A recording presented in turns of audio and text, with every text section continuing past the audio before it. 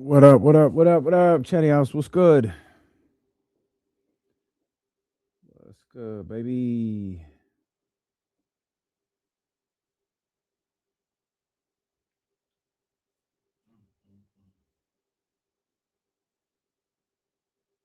When the fuck was that goal scored? Like a minute ago. Out of nowhere. God damn it, James. Setting up James's computer and missed it. They scored it like literally right at the 90th minute as soon as stoppage time started.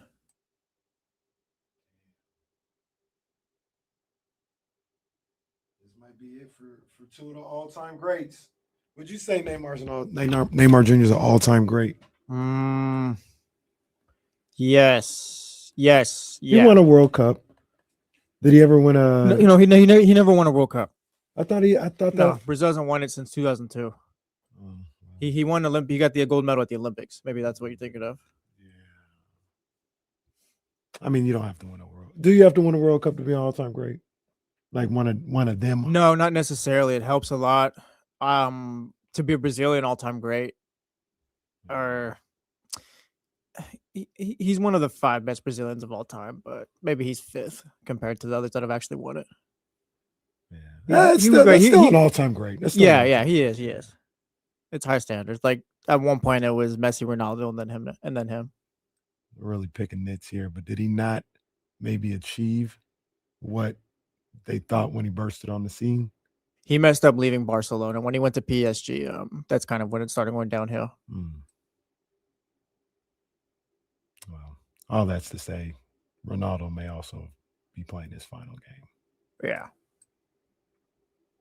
Did I ever hear right that he's 41? Ronaldo? Yeah. Mm-hmm.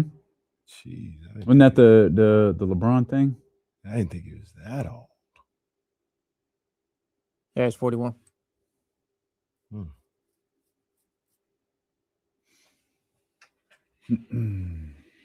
Johnny G, what's happening? Will, what's good? Katrina, Scooter, Drew down.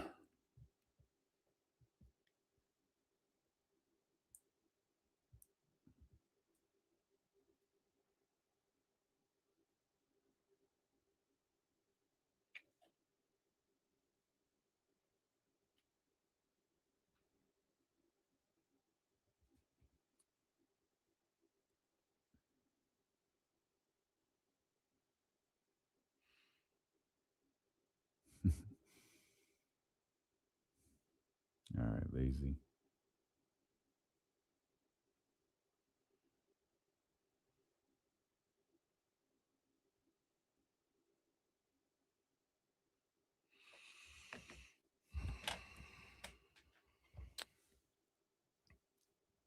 Nice divots.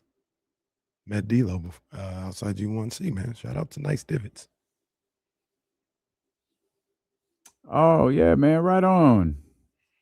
No doubt. Hey, Riggs. Yeah. We got him screaming D-Lo, KC, D-Lo, KC, D-Lo, KC, D-Lo. We got him screaming D-Lo, KC, D-Lo, KC, D-Lo, D-Lo. We your number one spot for some sports, huh? Got the city going crazy when we work, huh? We top 2, but we ain't 2, we in first, huh? And when you need the real, we is who you search, huh? D-Lo, KC, D-Lo, KC, D-Lo, KC, D-Lo. We your number one spot. What's good, baby? Yo, one more time for the weekend. Man, welcome in here to the Monday, July 6th edition of D-Lo and KC. I'm Damian Borling. The ultimate needle mover in God mode himself. He's Kenny Caraway. Yes, sir. Acknowledge me. And we are live. From the worst slums of Alongside Sacramento. EP. What are you doing with him? EP had a rough couple Did days. you guys hear the jump this morning? Yeah. Did you hear how it started and just kind of my luck running out? No, I didn't hear. So yeah, Mexico beats Ecuador. I think that was Tuesday. As we know, Jaylen Brown gets traded Wednesday. I think about Friday, like I knew I was cooked at this point. Mexico, England, like maybe they had a chance, but like my luck was really running out. I go to McDonald's Friday. All right, babe, let's go hit the drive-thru real quick. Want to get me a World Cup cup? Yeah, that's a good You look. know, That's a yeah, good look. they got a bunch of legends on there. Got some Mexico players. I'm gonna get me one real quick. I haven't got me one, so I go and get the Big Mac. pay the extra $2. I'm actually a little excited. Not gonna lie. No, it's really cool. Yeah, I'm gonna pick up a cup. As we're driving off, I'm starting to open it. I'm like, oh babe, let's see what I got. I open it and I pull the cup out, and I got Grimace. Wait. Oh wait, Grimace, hold on. the- Wait a minute. Like, McDonald's? Yes, the purple monster. and that's Not combined, Barney, not that monster. That's the combined Grimace. with another with a player, right? No. No, it's just because it can't possibly be Well, just okay, straight Grimace. I'm so sorry. I'm sorry. When you say you were opening it up, did they No, put they the put cup them in in the packaging. bag? Yeah, they it's put 'em in, packaging. It's fancy. You don't drink it out of the. Yeah, You no. don't drink your soda out of it. It like comes- maybe we used to. Yeah, it comes in they the give bag. it to you separately in a bag covered up. Oh, really? Yes, like And this is got legit. Two. I got two. I can't remember who I got, but I didn't get Grimace. I got Grimace, bro. I don't. Oh, that's Oh, come on, Hey. man. I didn't even take the cup Oh, home. It's at my dad's. Like, well, maybe. Come if on, you want to use this to man. feed the plants, do what you got to do. Like, I don't want it anymore. Oh no, that's not okay, bro. And that cost you an extra $2? Yeah, I spent $15 on a Big Mac meal. I got the large, but Come on, man. That's not okay, nah, man. I was hurt. I'm not even gonna. I was hurt. Oh, I'm Spain sorry, and- Jesse. Spain I'm and- sorry. Spain and Portugal just went final. Wow, goal in the 90th minute. Yeah, 90th minute, like right on the top. Wow. Woo! Wow. And Ronaldo, It's over. Legend, is but over. did jack all this tournament. Well, he did get a goal. That was a penalty. Took a picture with Drake. That's probably cooler than the penalty. Man, the World Cup was spectacular this Oh, weekend. my goodness. Hopefully it continues tonight. I mean, obviously Jesse talking about his luck running out. Mexico and England last night was phenomenal. Ooh. That was Theater. For you guys, did that game nonstop deliver? drama. Oh my God. Oh yeah. Oh my Oh God. yeah, it did. That was the second one of the weekend It that did. delivered. Well, that's the thing for me, is it delivered, but one of the matches of my life. I'm not even gonna lie. Like maybe No, I'm that doing was too much. insane. One No, of no, the no, no. matches of my life That game was insane. was Argentina and Cape Verde on Friday. Well, it was That- Friday night. We Oh went my to it was Friday gosh. late afternoon. We went to Q because they have a happy hour that runs during the week, Mm. and we can only go if you and I aren't doing the show because Yeah. it ends at 6. So we were like, hey, no show Friday. Let's just go hang out at Q. So we went to Q and the game is on, and I'm like kind of like looking at it. And then I'm looking like, God, man, there's a lot. And looking at the time pass, like, how long is this game going? Then there is this collective gasp, like not a roar, not a cheer, just a when the game gets tied at 2. Oh my goodness. And then from that moment on, I mean, Chef Q, I mean, the sous chef, I mean, everybody is locked in on this TV Yeah. with Argentina and Cape Verde. TVs, not TV. The TVs around Yeah. the restaurant, locked in on that to see the result. That was I was locked in from the start when the schedule happened because like you said, we're home, Mhm. just chilling. And I was like, first of all, it was messy, right? I was like, I finally get to sit down, watch a messy game. Mhm. Told my son Reese, 13, I said, yo, Argentina play Cape Verde at 3. Mhm. We locked in.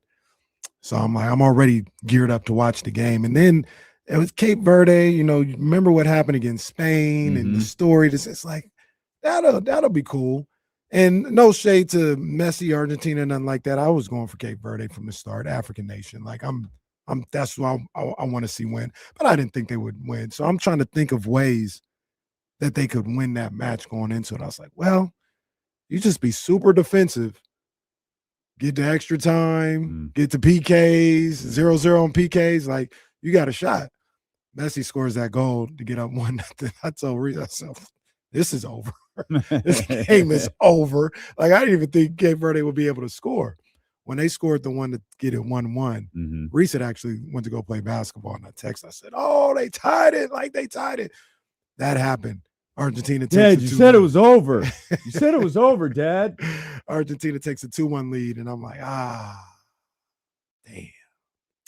damn. And then that goal to tie it Nuts. at 2. Absolutely. Jesse, nuts. maybe, the algorithm was working because I was tweeting during the game, and maybe that's what was happening. But Jesse, you tell me, there's a bunch of people that was like, that's maybe the greatest goal I've ever seen in World Cup history. That the the circumstances, the actual shot, it was crazy. I couldn't believe. I jumped out of my seat. It's definitely the goal of the tournament, no doubt. Look at oh my God, man, oh my man, goodness. That was time. That was Rocky 1 in real life. Mm-hmm. Cape Verde. Well, almost. Well, Rocky I didn't guess win. Rocky won. That's right. Yeah, Rocky didn't win, and that's almost for me. That's what made Rocky 1 so great because it was rooted in reality, right? Like I'm not gonna expect him to beat Apollo Creed. Bro ran into the stands and said, "Joe Adrian, I did it." Seriously, that was like I said. I could be prisoner of the moment. All this other stuff. I'll wear that. That was one of the great sports moments I've ever seen. Watching that game, the drama, the David and Goliath aspect of it. I mean, Messi looked like he saw a ghost after that second goal went in. The Argentinian fans looked like they saw a ghost after that. And they were like, yo, we might mess around and lose to Cape Verde. Are you for real? One of the great games I've seen in recent memory in any sport. That was fantastic. Yeah, absolutely incredible. Absolutely incredible. And then it followed. We had Mexico and England yesterday. And of course, that all leads to the biggest game in the history of United States soccer? Question mark? Yes. So, top 3, I think. So this one, one, I think you can. I think you can make this. I would say yes because it's on American soil. Because didn't they get to the round of 16 after? Well, there's a quarterfinal match. There's a round of 16 matchup with Mexico that they won in 2002. That got you to the quarters. Like that's your rival right there. That's probably crazy. That's before I guess you were what this team is today. So maybe like that rivals it. But ran into Belgium round of 16 back in 2014. Lost that one. Chris Wondolowski, shout out. Sorry. What was the one? It was. This one is far. I think when Landon Donovan kicked the goal to get them out of group stage. Yeah, that was 10. Yeah, it was 2010. And I don't think they won in round of 32, right? That was only round of 16. That was round of 16. Oh, round of 16. Round of 32 is the first year of that, right? Got you. So that had momentum. I remember that people went crazy after that goal. And that that game. I think this is the biggest match because if the USA wins today, then I think it kind of legitimizes what they've been doing. And I'm not going to pick them against Spain, but it's like, okay, like, no, like this is a legit soccer team right here that can actually win a game if they need to. Like it's because like you in CONCACAF, like, yeah, you can beat the Mexicos or the Mexicos can beat you and you guys just beat up on each other. Maybe you'll get lucky against a South American team, but ultimately every time these guys run into like a true European squad, like it's you're out in the round of 16. That's usually how it ends up. So no, if you're able to win today, and this isn't like the best Belgium team of all time, but it's still Belgium. So if you win today, like no, that's a legit win right there. I think it also plays a role that you're on American soil. Yeah, like for sure. You know, Qatar, like it felt a little different, right? But you're literally having a home game with a chance to get as far as you've ever gotten in the World Cup? They finished third, like in 1930. That don't count. So yeah, we'll go quarterfinals. We'll go quarterfinals. We're not counting they try to throw that. Yeah, they try to throw that in there. We'll go quarterfinals. Yeah. Then Cozy era. Yeah, this is some good stuff though. This is some good stuff. I can't wait. Well, all of the drama wasn't on the field over the weekend, as our striker is back. Not gonna lie, I'm a little torn. Not that he's back, like let's do it, like it's whatever. But in talking about fairness, like if I was Belgium, I probably have a problem with this. Bro, Belgium has a problem with it. No, I probably have a problem with this. Belgium absolutely has a problem with it. Yeah, they absolutely do. We don't need to lie to ourselves about this, okay? A call was made from the president. FIFA is a corrupt organization. Call it what it is. Allegedly, we've always known that. Like, call what it is. No, we've always known that. Yeah, but long before a call was Donald made. Trump. A call was made. A red card was overturned. Like, there's no appeals process to this. By the way, there's no like, okay, we're gonna review. Like, that's not a thing in the World Cup. They said no appeals process. They said after the game, like, no, he's out. They're like, because people were like, can they appeal this? I remember. Yeah, there is no appeal process. They're like, no, he's out. They're gonna have to get it done without him on Monday. And lo and behold, on Sunday, the FIFA Peace Prize winner made a call. It was overturned, and now. Well, I've never said this before, but shout out Nick Wright. Yeah, Balogun gets to play today. He called it. If you're a U.S. fan, don't apologize for it because FIFA's gonna screw someone else over, and maybe you'll be on the wrong end of it another time. Like FIFA, this is just what FIFA does. Now, like I said, the reason why I'm not really tripping is because at the end of the day, the right thing happened. Like, that shouldn't have been a red card. I don't No, think it and was as that's the egregious as thing. people make it, though. Okay, Like, I wouldn't have gave the red card myself, but I do think there was like you can justify giving it. It was harsh, but like again, like he did stomp on his ankle. If the refs like it wasn't like, oh my gosh, it's the worst red card of all time. so how much did the replay play a fact into this? Because wasn't the replay process mismanaged also? I didn't say You're not allowed to watch plays like that in slow motion, if I understand this. Well, see, Well, I don't think it was just slow motion either, though. Like, there's the refs. They were at the review thing, and they're showing unless the Fox is just showing a different replay, but like that's normal speed. But again, like the VAR stuff's always tricky. Soccer doesn't. I don't think soccer needs it, but again, like, it was terrible. It's terrible. I don't like. I'm a newcomer to this. I don't like it. No shade to nobody. I didn't like the Harry Kane penalty yesterday. They had played for another 30 seconds. Yeah, that was. I went back. that's again.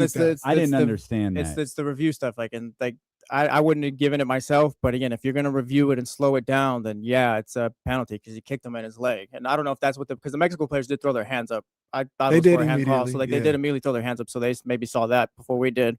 But again, with the penalty, like or not with the penalty, with the Balogun red card, like and the like when plays going on live, like it doesn't look like it, but VAR's here and that's part of it. So if they go back and review it and you're going studs down, sliding down his leg and you snap on his ankle, whether it's intentional or not, like, yeah, there's justification for a red card. Again, it was harsh. I wouldn't have given it, but it's not like, oh my gosh, like how could you, like, I get it. Right thing happened. Jesse, I got a question for you as somebody who like you live soccer. Like that's your sport. That's your sport. How do you feel about newcomers like myself being so engaged in the World Cup? I think newcomers like you and Damien are perfectly fine. Like Warren too has been tapped into and he's asking questions. I think that's fine. It's the whole if I had $1 for every time I saw this tweet too, I'd be a millionaire so far. Yeah, I don't really watch soccer, but this is a stupid call. How do you make that call? I don't really watch the game, but how do you do that? Like if I had $1 for every time that happened, like that fan sucks. That casual sucks. You guys have been fine. Like, yeah, you guys are just having fun watching the game, asking questions. Like, that's fine. But I'm 4 years. This I'm like, how do you make that call? Like, I don't really watch soccer, but how do you do that? Like, that guy stinks. So like I'm like about learning. Like, teach me how this works. And you mentioned the call last night. I did not understand what was happening. I was like, wait a minute. When they started showing the replay, I kept thinking that play it happened almost a while ago. Like, how does this work? So I'm like turning up the volume. I was like, is there a coach's challenge? Did they not see the red flag? Like, what happened? And admittedly, I still don't get what happened last night on that penalty, but okay. Yeah. I'm in. Look, give me drama. And that's what this is. This weekend was full like, this is like the World Cup is absolute drama. It has been spectacular. Yeah. Absolutely spectacular. Maybe I don't understand every single second of what's happening, but I'm enjoying the hell out of it. Drama, stars are being, I mean, he's already a star, but just on a different level, stars are being made. Seeing the chat they talking about, that boy Holland is him. Holland is cold, bro. That's one of the guys I'm coming away from the World Cup like, nah, he's the truth. He's the truth. What he did yesterday for Norway against Brazil was epic. Absolutely epic. Even doing it all tournament. What, he got 7 goals in the tournament? I think about somewhere around there. Yeah, that was legendary though. That boy is bad. So I mean, this is what this tournament does, man. It makes it I don't want to say make stars because Mbappe's already a star and all this stuff, but it just elevates him to a whole iconic level. And now you got Harry Kane versus Holland next. Ooh, those are the top 2 strikers in the world. That's my boy Harry Kane. You know, I know him because Tottenham. You know what I mean? Tottenham. Yeah. Those are my boys. You know what I mean? I thought PSG was your squad. It's a different league, Damien. Keep up. It's not wrong. Hey, soccer, you gotta keep up. It's global. It's global. It's global. I got a Mexican league team. I got Real Madrid and Tottenham too. Like, I got 3 teams. You just randomly pick teams from all these different leagues and go, that's my squad, that's my team, that's my. It's not that. It's random. like the Eastern Conference and the Western Conference. I got the Kings and I got the Knicks. Well, it's a completely different league. It's different. Yeah. Tottenham and PSG will never play each other. Unless it's Champions League, which No, then you yeah. do have to I pick. gotta choose. Yes. I'm going with PSG, and it's not random. So PSG is truly your okay. Because clearly PSG got on my radar because Jordan. Right. I knew that. So Yeah, there are. That's So PSG. what's the other one then? when I was looking for an EPL team, I was asking around, and I said my you only did that during the show. That was a few years ago. Yeah. You I said, tapped out really quick from that team, though. well, no, not the team. No, Just oh. watching them every Oh, Saturday. okay. Yeah, I didn't watch. Okay. I saw they almost get relegated. Yes, it was very scary so, hours. yeah, it was tough, bro. It was tough. But my only parameters were Casey's team almost got relegated the second he started following them. my parameters were I need a Nike team. I'm not going with this Puma. I'm not going with this Adidas stuff. You know, Adidas got some. I like the jellyfish. I like the AE2s, but I need a Nike squad. Some people were talking about Liverpool. I was like, I ain't going there. And I wanted Tottenham because they were like, we're there in London, right? Yeah, they're in London. Yeah, so I needed a big city team. I don't want a little farm team. So I took Tottenham. It was cool. Like they weren't like the best when you came to like root for them, but like they were still decent, and then everything just kind of blew up after that. Yeah, it's bad right now. But they fixed it. Or no, they haven't. They survived. They've had a good transfer they window. survived. They've survived. Legit, they survived. They get to play in the top league instead of the second division. But yeah, they had a good transfer window too. So. What's the second division? Where they gonna play the Sac Republic? Like, what is that? It is England's version of the USL. Yes. Oh It's man. the championship over there. Oh, There's the Premier League soccer and there's the is championship. cold. Yeah. It's a cold game. I need a La Liga team. I think it's Barcelona. I think that's my squad. I think I'm with Barcelona with there because I got one of their kids. And then I guess I need a Mexican league team. I don't have a team. Who you with, Justin? Well, I'm an America fan. That's like the team where like everyone thinks they win because of the refs and the I don't TV wanna contracts. do Like, that. yeah, Well- I think you got to go MLS because that's your home league, I guess. Not that I'm not from not that I'm from Mexico, but like that's just how I got brought up. If it's MLS until Sacramento gets in there, I like Atlanta United. Okay, This that is works. fine, Yeah, yeah. Atlanta United, PSG, and Tottenham. Then that's your three. Question for you, Jesse Tapia. Yes. What was more difficult? Mexico and England yesterday, or Jaylen Brown? Jaylen Brown. Really? Yes. Oh, No, because England, like Mexico for me, it was a good World Cup. They won a knockout game. I've never seen them do that before. okay. I was always of the belief, like, I'm never going to see these guys win a World Cup. Like, you look at France and these teams, like, how are they supposed to compete with that? Mexico's had a 17-year-old kid that, like, has maybe some of the talent that those guys have, where France has 11 guys just like that. So it's like, it's fine. They won a game. And also, England was the one before the tournament. It's like, all right, this is going to be the tough one. That's kind of be the test. That's like England can very well win because they're a better team. And Mexico made too many mistakes. They had chances though. They had a chance to win. It's just the two mistakes, the penalty and the second goal, kind of killed them. Real quick, this is a noob question. I get it, a noob question. Why they take my man Quinones out? Because I think that's just because. Are they getting heat for that? Yes, that's our Mexican manager just overthinking himself right there. This is his third World Cup. I hated him the second one. The first one was 2002 when they lost to US. 2010 he was horrible. This one he was fine, but then again, like just the subs he made in the second half, I think kind of hurt. I didn't even see him get subbed out because I was doing something else, and I come back, I'm like, yo, where at my mom? Because My mom, God bless my mom. Sorry, my mom. Sorry, she came over to watch the game. Knows nothing about like nothing, right? And she was watching it. She goes, they need to get it to the black guy. Well, and I looked for him, and I didn't. I said, they didn't sub him out, did he? And they subbed him out. yeah, England was packing 10 players in the middle, so they just went the way of play down the wing and cross into the middle and hoping someone catches it, but they couldn't for like the last 25 minutes. There's no shame in losing to England. It's all good. well, that was all over the weekend. We haven't even gotten to the California Classic yet, Ooh. and we won't yet. James Ham is on his way in here to the studio because there is a California Classic game tonight, and it's going to be far more eventful than I had thought it would be. Me too. Looks like Darius, Neek, Dylan, looks like they're going. DeMar DeRozan will not. Obviously, I don't think he was ever going to play in tonight's California Classic game, but as of right now, DeMar DeRozan is in fact no longer a member of the Sacramento Kings. The long-rumored waiving of DeMar DeRozan occurred this morning. The Kings sent out the official press release just about 2 moments ago, and DeMar DeRozan's time with the Sacramento Kings is officially over. Now, there is no word on the stretch provision and what may or may not happen with this contract. as noted, I think both from Shams Charania and Chris Haynes, we'll talk about this with James Ham when he walks in the door here in just a bit. They have until August. We had heard, James had talked about August a couple of times as it pertained to DeMar DeRozan, but that's only what they decide to do with his contract. They have let DeMar DeRozan go. He is free to sign wherever he wants to. And the Kings have another few weeks, it appears, to decide how they want to handle the $10 million on this contract.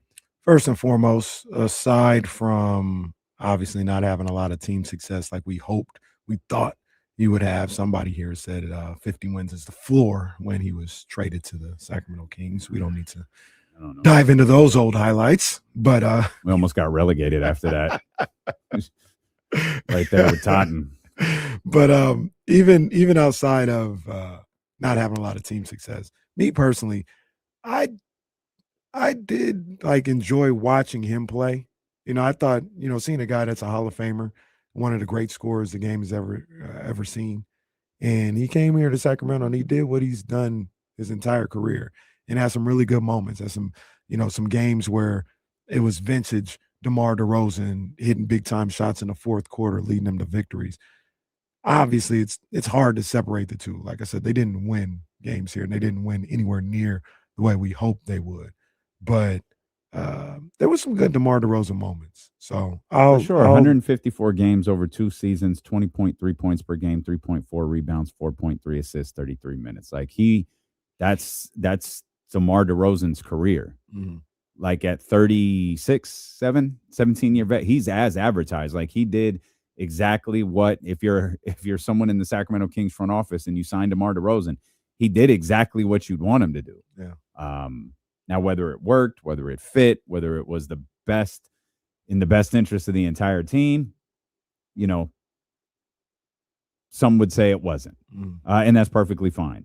Certainly no one's going to argue that it was, given the way the last couple of seasons have gone. But DeMar DeRozan gave you a DeMar DeRozan season. He did, man. He did. So I wish him luck wherever he goes. I'll be so happy for him when he's in the playoffs and, and scoring buckets. I actually will. Well, he is a career playoff guy. Like him being in the playoffs. Getting back to the playoffs will be good to see. It'll certainly be interesting where he lands, because James, I'm sure, when he arrives, will be happy to tell us, vet minimum. And I'll ask for clarification on this. I assumed he's getting waived to the guaranteed number, which is the $10 million number. Mm-hmm. I don't imagine he just wants to tack $2-3 million onto that. Like I mean, the contract is for $20 some odd million with $10 million of it guaranteed. He made $20 some odd million last year. I wouldn't be so quick to assume that he just signs for a vet minimum with somebody. Right. Now the moratorium has ended. Free agency this is so stupid. I understand. I'm sorry. Free agency has officially begun as teams are signing all of these deals that we've heard about for so long. And, they'll get a grasp on their cap space, but there are very few teams that had anything more than one of those designated spots, a vet minimum spot or a biannual exception, which I think was $5 or $6 million. And then the mid-level exception, what I think ventures closer to the $15 million mark. So I don't know how many of those are available for teams out there.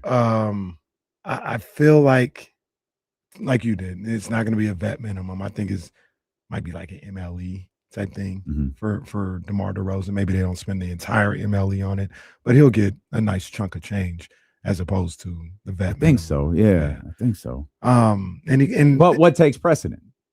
You know what I mean? Like, can the Clippers offer him that? Right. Can the Heat offer him that? Does winning, location, or money? Right. Like, what's the most important thing for DeMar DeRozan at this stage of his career? Right. On the King side of things, I'm interested to talk to James and figure out what this is able to open up for them, because last night on Sports Sunday, I just put out there no inside information, nothing like that, just a gut feeling, reading the tea leaves, not going to the whiteboard with it. But I think with DeMar DeRozan being waived, combined with where the market has now placed Jonathan Kuminga, I think he's going to fall into the category where the Kings can sign him. And that's going to be part of, I think the way I read it was Precious is getting some of the mid-level exception. And this opens up the full mid-level. So I think Precious gets whatever he's getting. It's not the whole thing. And Sharp, this is important. We'll talk a lot more about Emmanuel Sharp. I love the weekend that he had. He signed a contract, like a real. Yeah, he's so a I don't king. mean to. Yeah, he's a Sacramento King. Yeah. I always go to Bobby Marks and I look at his little, thing that he makes. Really good breakdown too. They got 2 trade exceptions available in the vet minimum. So I don't see anything about the mid-level. They are under the apron now. They're under both aprons, but they're in the luxury tax. And I think what's that asterisk for? The way the way I interpret it was with DeMar, maybe it's if they waive and stretch him, that'll give them their full mid-level. Okay. That's when I listened to it on. And this, podcast I was let me see what Bobby said here. Includes $10 million, Sacramento 1.8. They have 3.85, and unlikely bonuses counting against the apron. It doesn't say anything about. Okay, it doesn't say anything about if the Kings added a stretch provision to Domas on this. So I point that out because I'm assuming it's just going with the 10 rather than 3. And I guess if you're Bobby Marks, you can't necessarily assume that either, that they're going to waive and stretch him. You just know that they waived him, and it's $10 million. So. Yeah, he does know in a previous tweet that the Kings can do this, but doesn't put the numbers into his graph with it. But if the money is there, I think they will sign Jonathan Kuminga to a. You're talking so much about this. I'm convinced you talked to Jonathan Kuminga. We'll come back. We'll talk more. I guess it'll never ever die. Kuminga watch. Now, the marathon 60 minutes of commercial-free sports talk is on the way. Our man James Ham joins us next here on Sacramento Sports Leader ESPN 1320.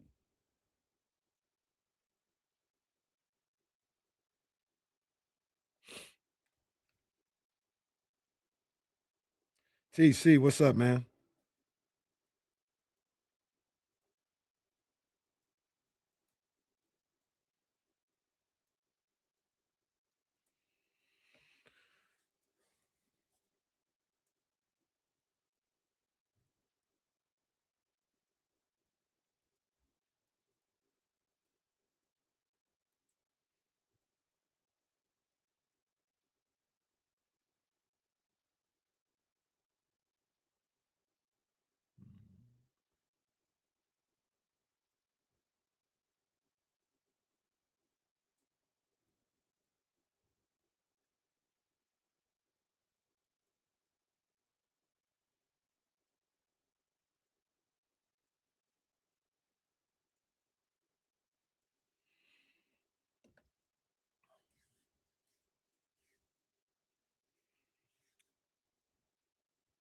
Did you guys where did everybody go watch fireworks, or did you go watch fireworks, or did you just have them at home?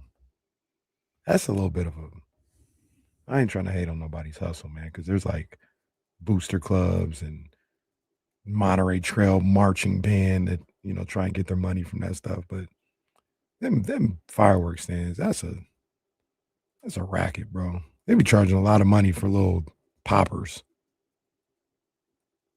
But did anybody get those fireworks? I ended up watching the fireworks in Elk Grove. I wasn't going to go downtown, but family had other ideas. They had a drone show at the Elk Grove firework display. That was cool.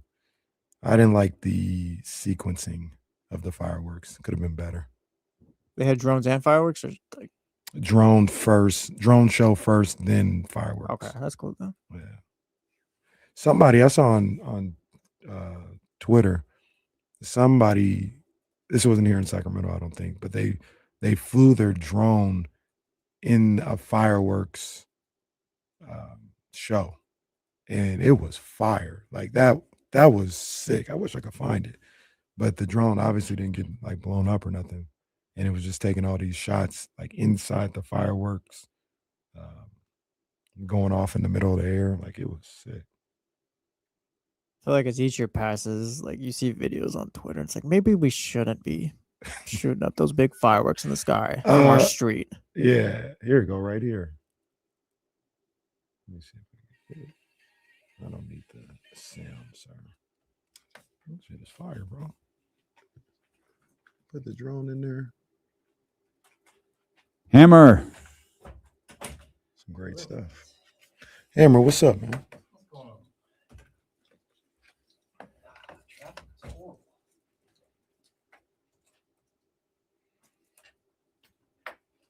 Everybody back to work now. Actually, they should be off the roads if they're back at work. What are they doing? Lunch break.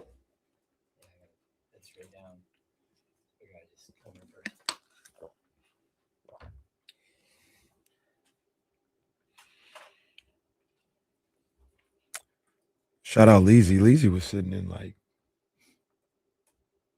it was like general admission seating, like anybody sit where you can find a seat. Nah, Leezy was in the spot where it was like VIP. Shout out to him. Oh, shout out Leezy. He was filming. He was watching Bucks and Warriors blue or whichever it was. Oh my gosh, they need to do something about that. I was hanging out by myself for the first game, like no media. Yesterday? Yeah, it was like 3 people I didn't know. I'm like, I ain't even gonna lie to you, man. I left at halftime yesterday. I said, bro, I'm gonna go home and get ready for this soccer match, bro. I'm not. I got home by the fourth quarter, saw Emmanuel Sharp do his thing. oh, nice. But I was like, I'm out of here, man. He's gonna sit out today. Like I'm out.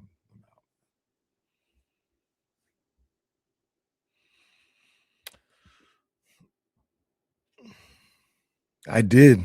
I wanted to see what was going on. That's when I first realized he wasn't playing. I was like, wait a minute, is that Michael Brown on the stanchion? Oh, he ain't even playing.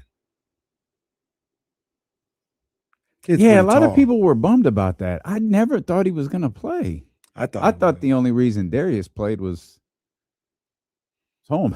Yeah. Like it was Sacramento. I thought he might. I think they didn't get out Oh. in front of it. Like the other ones you knew weren't playing, Yeah. and the Nets just didn't really.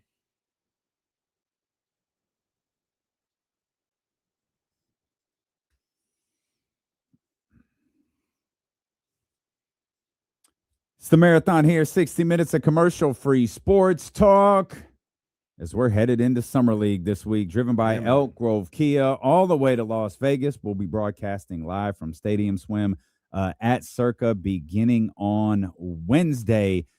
So make your plans to be with us, man. We're going to have a good time in Las Vegas, and we're going to have a good time with our man James Ham, who is on his way to another round of California Classic games here coming up in just a little bit at the Golden One Center. Let's start with the news today. Obviously, we want to get into the games over the weekend, Ham. I thought there was some really good stuff from a variety of different guys on the Sacramento Kings over the weekend. But let's start with the news today that, in fact, what you have been talking about now for months is official. DeMar DeRozan has been waived by the Sacramento Kings. Yeah, he's gone. It's an interesting way that they're doing this, though. They have until August 31st to decide whether they're going to use a stretch provision or not. So according to my sources, what they're going to do is see if another trade materializes with a big player going out the door and maybe saving $7 or $8 million so they can drop below the luxury tax. And then they'll decide at the end of August whether they're going to use a stretch provision. I believe the stretch provision, one way or another, the players usually, I think they get paid out like up front. And then the stretch provision is sort of like a technicality that's used to break the salary up over 3 seasons. So they're going to decide. And if they don't need to use a stretch provision this year, if they can get below the luxury tax in some other deal, then they won't use it. So then that way they won't eat up cap space for next year and the year after. So kind of an interesting way it's going to happen. But look, and that's the advantage to not using it, right? We've talked about the advantages for using it. The advantage to not use it is after this year is just gone. Yeah, exactly. So that's the key. Like if you're not going to use a stretch provision, then you take the lump sum hit right now, the $10 million, and that way it frees your cap space up the next couple of years. But I'd also like the salary cap is so high now. I mean, the luxury tax is at $201 million. So we're talking about, like a $3 million hit is like 1.5% or something. It's nothing in the grand scheme of what we're dealing with here. But still, I think it's interesting that they're going to keep that door open because they think they might have another way or another two ways to get below the luxury tax at some point. And so it's kind of an interesting turn for them. They'd like to get to a point where they have like their mid-level and maybe they could become a team that absorbs a contract. But, it's not going to be easy to get down lower than maybe 195 million, 190 million in dedicated salary below the cap, below the luxury tax. So that was going to be my question about the mid-level. They don't have access to that right now with DeMar's 10 million guaranteed, right? Is that accurate? Yeah. And if they do have access, if they're a non-tax paying team, I think as of right now, they technically are a tax paying team. Yeah. But if they become a non-tax paying team, which is super close, because once you save the money, it was like 2 million or something. Yeah. So if they drop below the tax level, then they have the full mid level to work with, even if using the mid level puts them back over the luxury tax. So what you'd really want to do is get down to like 180 or 184 million, and then all of a sudden you'd have your full mid level underneath the luxury tax. I just don't know that there's a way for them to get that low. Well, I mean, there is, but whether they're going to do it or not. Well, I was going to ask, is the waive and stretch with that, since they're so close to that tax, would the waive and stretch allow them to have access to the full mid level? If they use the stretch provision, yes. Yeah. But at the same time, that'll save you roughly another $7 million because you got to look at that 10 million is going to get broken up into 3 payments of 3.33 million. So again, you'd save 6.67 million or something. And that would drop them below the luxury tax. Yeah.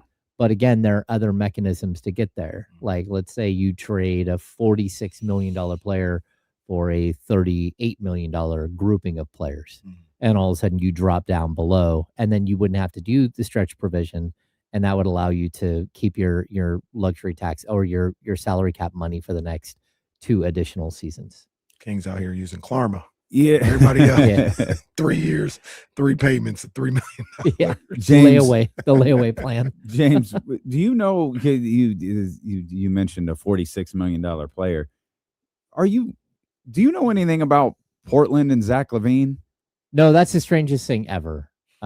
So what are we talking? It's so for those who aren't following, the betting odds for Portland to land Zach LaVine have skyrocketed in the last couple of days. Like, I think it was up to as high as 90-something%. Last time I checked, it was 89%. That was just poly market though, right? Yeah, it's just poly market. Yeah.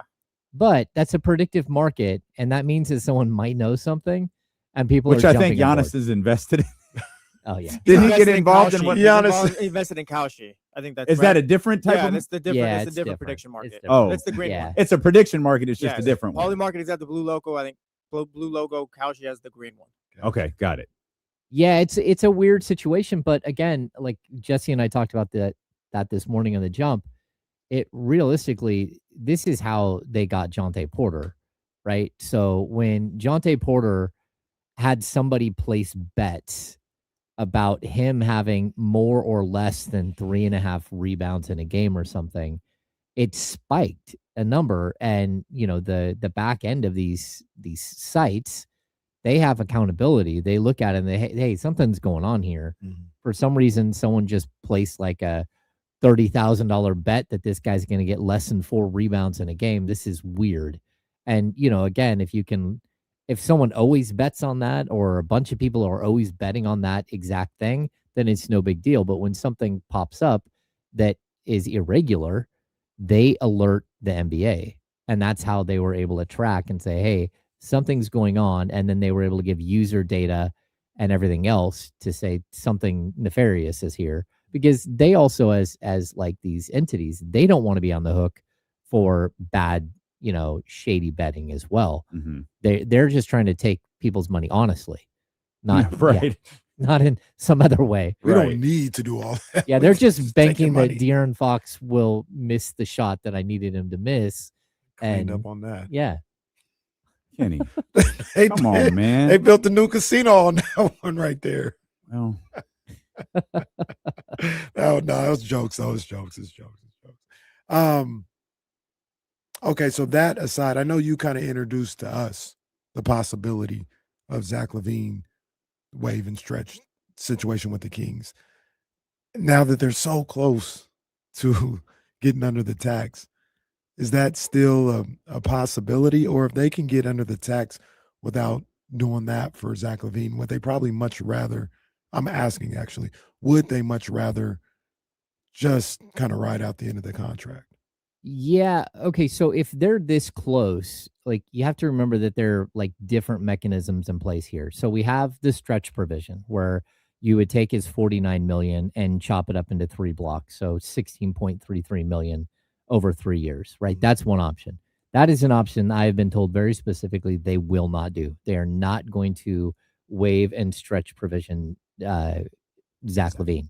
Now, his salary is so high, it's at 49 million, that it is possible that his people come to the Kings and say, hey, look, we've got a mid-level exception deal out here that we can go get. Will you let him out of his contract if we take that money off your books? So they can give back of his 49 million. They can give back whatever they want. They could give back 30 million. They could give back 8 million, or they could give back the mid-level exception at like 15.5 or 15 million and drop his salary down to 34 million. He leaves and then goes and gets his money somewhere else and a longer term deal. So just doing the math, like the quick math, let's say that Zach LaVine is able to find a mid-level exception deal out there that starts at 15, goes to 16 and 17. So we're looking at like 48 million, something like that. Exactly. Then you tack that onto the 34 million that he'd make from the Kings. So all of a sudden he's making a lot more money over the next 3 years than he might. Like the 49 million is covered, but then he's got 2 additional years at, 30 plus total. And so he's basically going to make his money back. And then that way, if that something like that does materialize, the Kings would drop that much under the cap. So again, they would go from right now, if they don't stretch provision DeMar DeRozan at like 203 million or whatever, just take 15 million off of that if they are able to get Zach LaVine to buy out for less. And that comes straight off the books. And then all of a sudden you are looking at a team that could use at least most of your mid-level without going over the luxury tax. Now, again, if you're able to go out and trade Domantas Sabonis and bring back less money, that's why I kept telling you all of these things are intertwined, because the need to stretch provision, the DeMar DeRozan money right now, it feels like it's, oh, you better do that. But there are these other opportunities to maybe save some money where you don't have to do that. So you don't tie up money next year and the year after that. James Ham with us here as the marathon continues on ESPN 1320. How much is timing a factor in all of this? Because you talk about mid-levels. It doesn't, I'm sure this is something we can easily find out. I wouldn't imagine that in the next 2, 3, 4 days that a lot of teams are going to have that MLE available. Well, I think that we still haven't seen all of the trades that are going to happen, right? We saw, the Jaylen Brown sweepstake ended, but then it just feels like there's always another trade that's about to happen, some big name. And the LeBron James thing, that's holding up some things as well right now, because I think teams are actually trying to put a competitive offer of some sort together for him. But that's nearly impossible, because the only teams that have cap space aren't good teams. And the Lakers used all of their cap space as soon as they rescinded the rights to him and signed all those players like they did. They basically cut the availability for them to do a sign and trade. So that when they did that, when they signed that grouping of like 4 or 5 players at one time, that basically said, all right, LeBron, good luck. We'll see you later. Rich said it's about happiness, though. Well, yeah, it's about happiness, but he would have been really happy if he made it to another team and still had a $50 million salary. But that's not going to happen at this point. I was kind of thinking the same thing about the LeBron thing, holding things up for guys like Zach LaVine and maybe to a lesser degree DeMar DeRozan. Like, I don't know. I'm really focused on the Clippers and the Lakers when it comes to DeMar DeRozan, and obviously LeBron's not going to either one of those teams.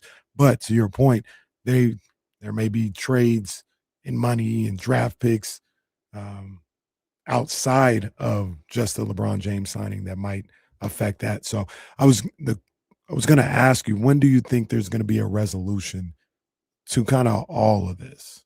Like, would it be something that maybe the first week of summer league people are kind of talking and maybe things can be worked out then? And if it doesn't happen then we're just going to go into training camp with all these guys? Or is this something that, Zach LaVine watch all the way into August?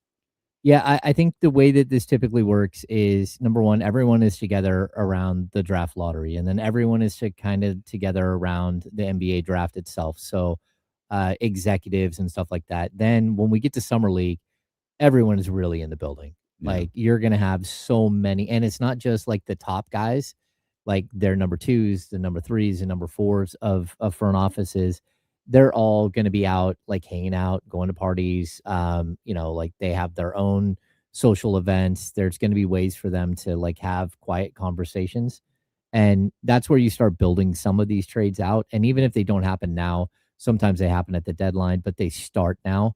Sometimes they happen, again, the G League Showcase is this weird little event that no one pays any attention to, except for all of the GMs and their assistants and all that stuff. And again, like they all reconvene in these areas and they start, it's almost like in baseball, they have the winter meetings and all the GMs are there.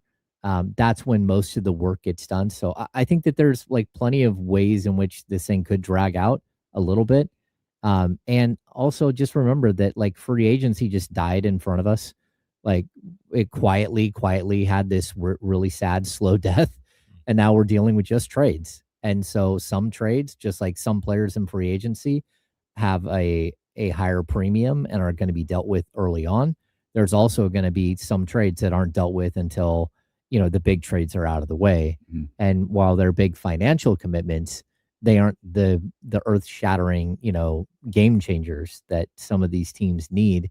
And so, again, I think that there's still a way in which Zach can go get some money out there, but it does feel like a lot of the money has gone away and drying up. And that's, again, why DeMar DeRozan wants out now, because he's hoping to get more than just a league minimum deal and tacking that onto what he's going to make from the Kings. So, there's a possibility of that. I also think that there's a good possibility that DeMar DeRozan has to sign for like $3.4 million. And the money that he's getting from the Kings is just the $10 million.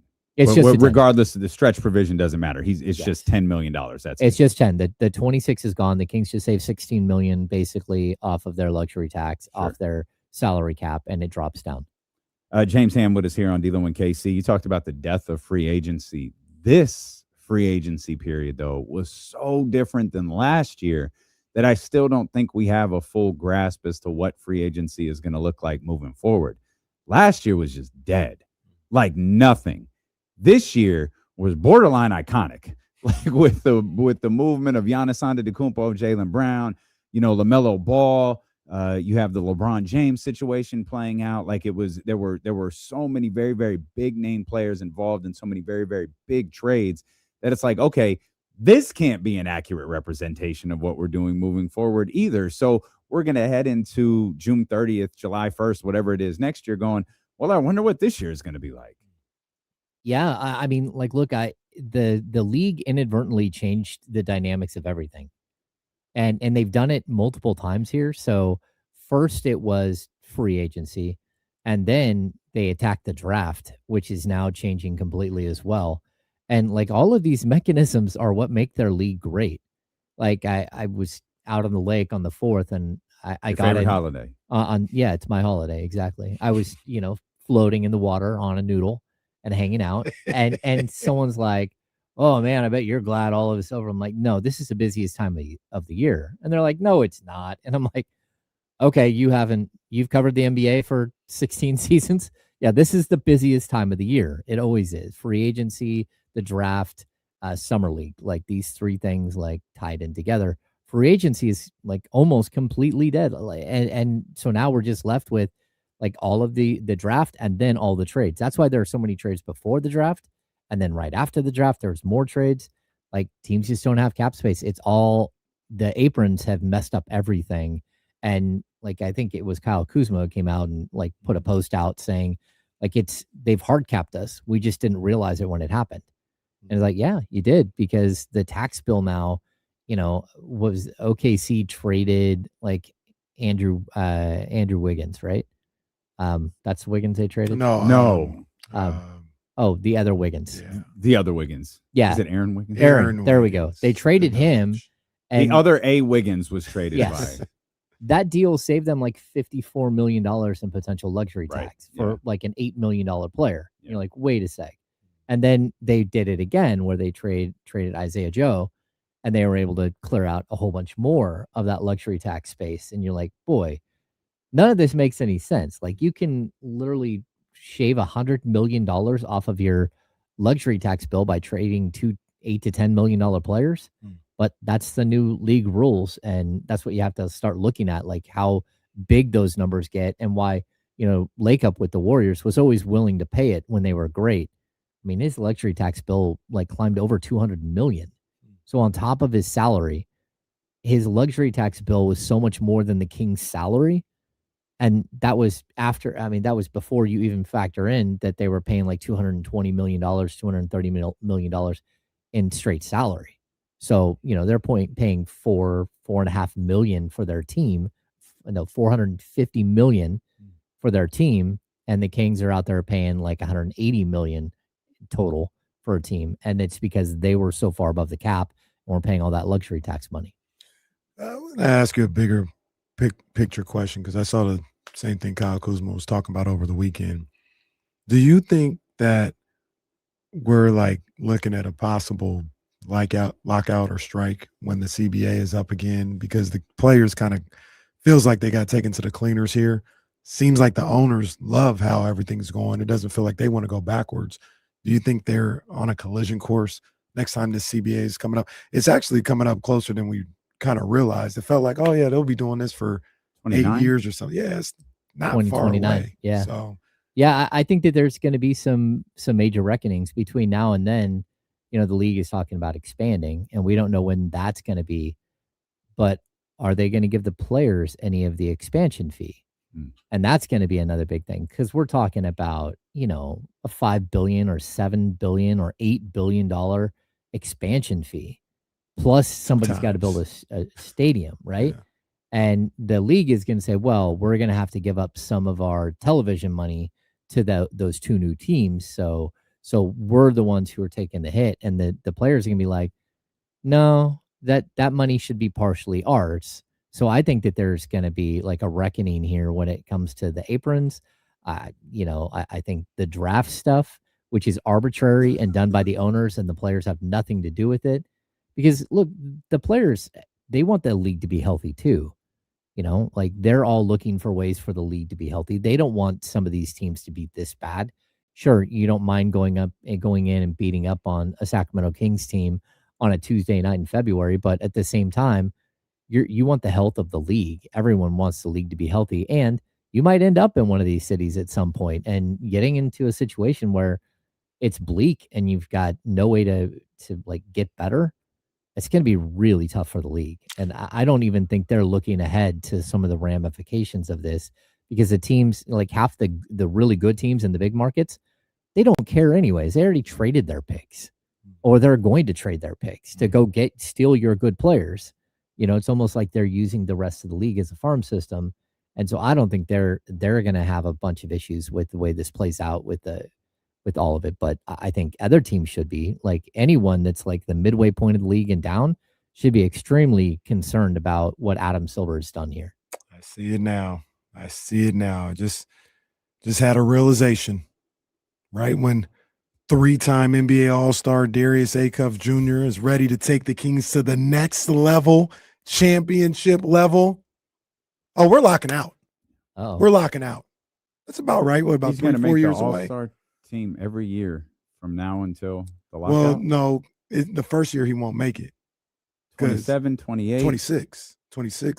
You said 3-time All-Star. Yeah, 29 is when it ends. Oh, he's going. So at the end of the 29 season. Yeah. Oh, okay. So first year All-Star. can't get the rookie in. Right. Next year. 3-time All-Star. Kings are on the come up, looking like, oh man, they finally They got Is he him all in, NBA in any of those years? the last year, 29. Last year? Oh, so it's going to cost the 29. Kings. Yeah. I feel like Cost we're, the Kings, we're yeah. we are Scandia right now. He Yeah. just had a epiphany Yeah. right here in front of us. gonna It happen. happened. Tyron Stokes is We're the- looking like we're that the- dude. We're the Oh, streaming rollers. man. Oh, we've got the number 1 pick next year. Oh, Also. yeah. Oh, We got the the number 1 pick. Oh. great. Yeah. And now, just like Marvin Bagley and Harry Giles, we got to figure out how to pay all of these guys under the new collective. We're not bargaining even playing agreement. basketball. And then there's that part of it. They're going to consult Major League Baseball on how to deal with this crisis as the marathon continues. It's 60 minutes of commercial-free sports talk on KIFM West Sacramento, KRXQ HD2 Sacramento, ESPN 1320.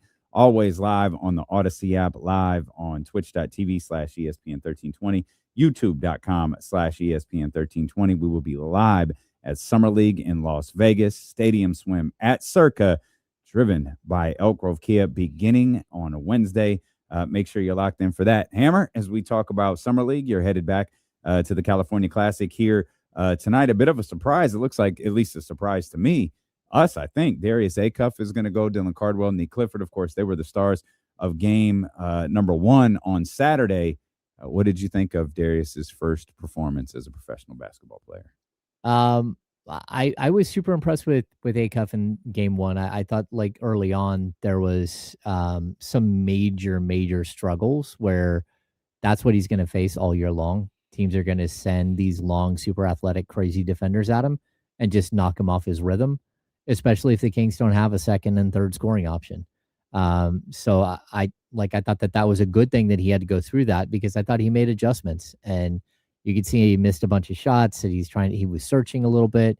And it's why I keep telling people, like, I do think that like having Domantas Sabonis on this team would not be that bad because of his ability to clear out space and everything else.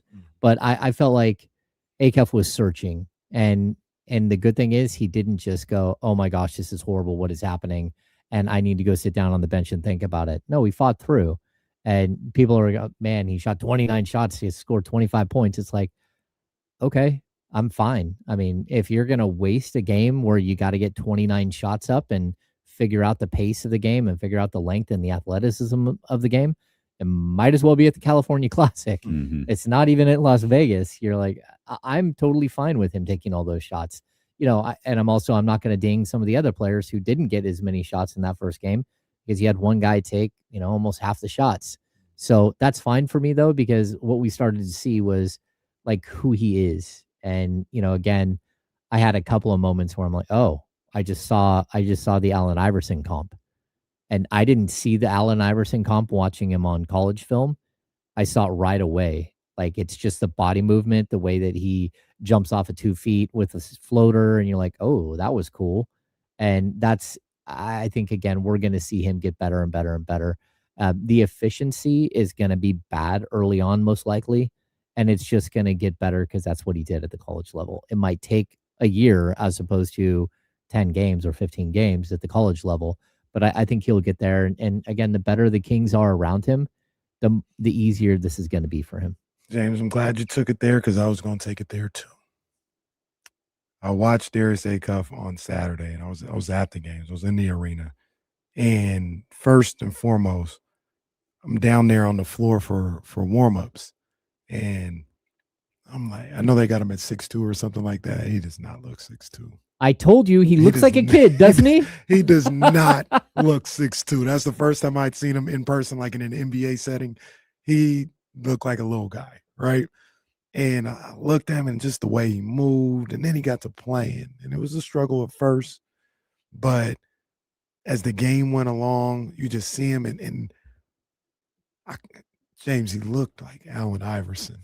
He looked like Allen. And take this from somebody who studied and idolized Allen Iverson almost every game of his career. Like, that's my favorite player outside of Michael Jordan ever is Allen. I idolized this man. And I looked at him playing on the court, and I said, that looks like Allen Iverson. Yeah. Now, will he be that? I'm not predicting that. I'm just saying that's what he looked like. Allen Iverson, a little faster, a little bit more of an athlete than Darius Acuff is.